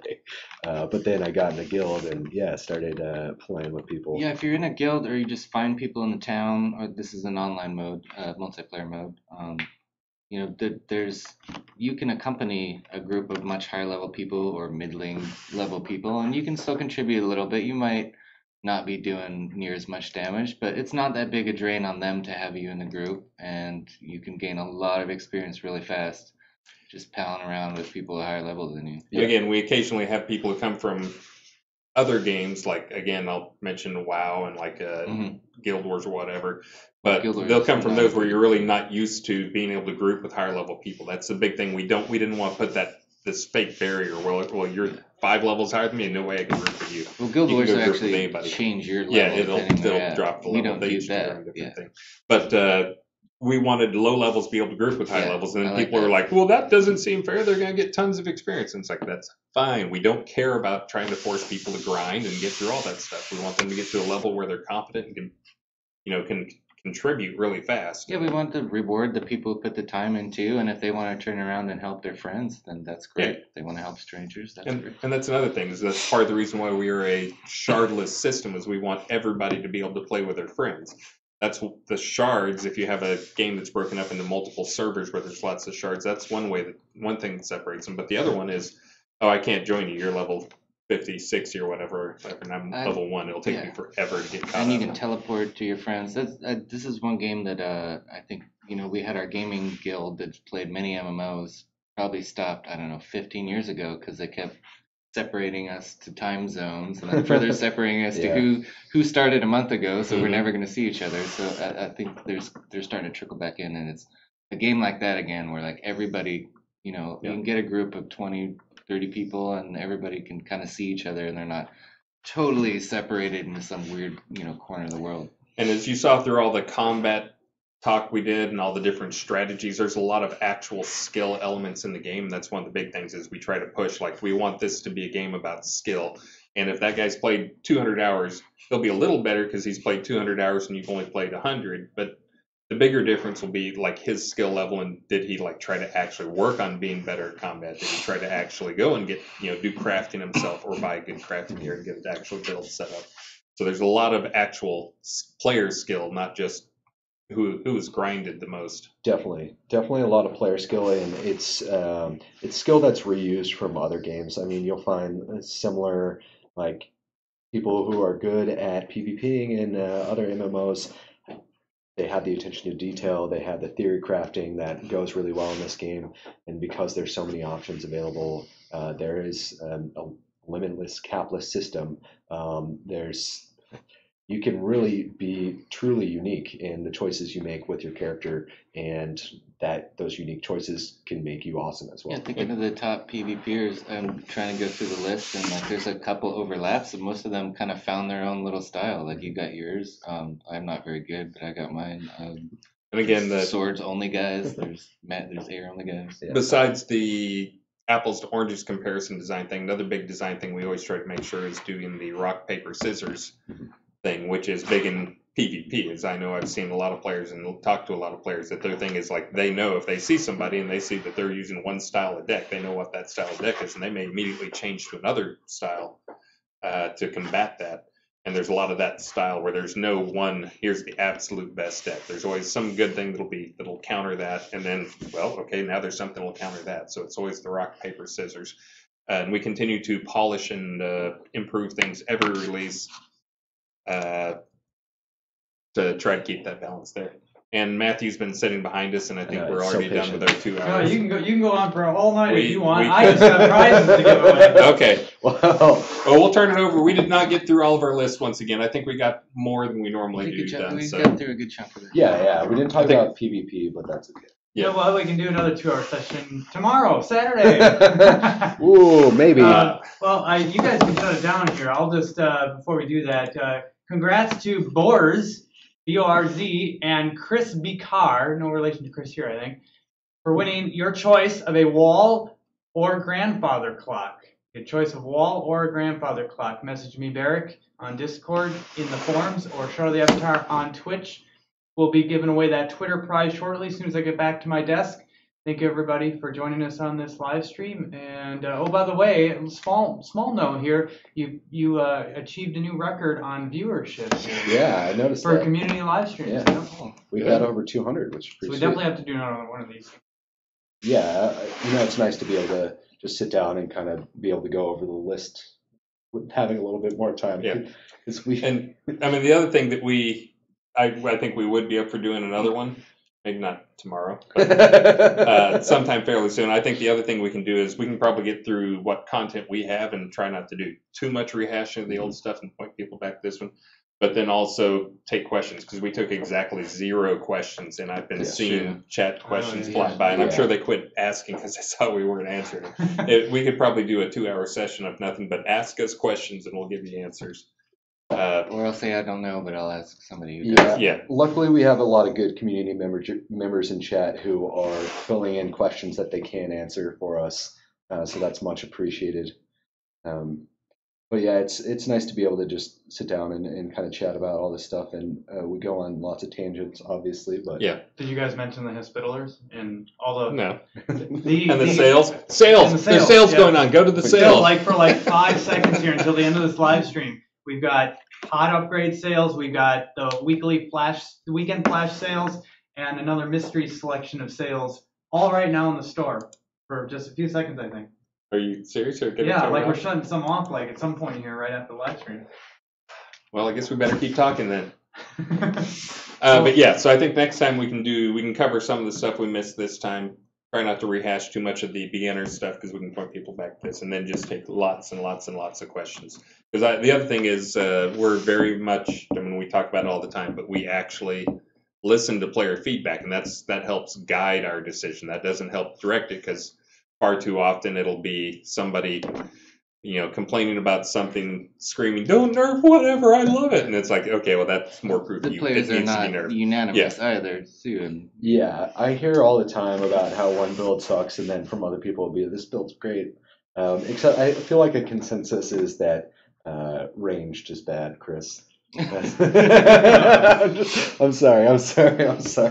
That's kind of. All right, that's our show for today, everybody. Sorry, range people. I guess you're what I'm going to be looking at in R54. All right. I think we're done. I can't reach the off button. All right. I don't know how to do it. I'm doing it now. Okay. Thanks, everyone. Thanks, everybody. Thanks. Have a good weekend.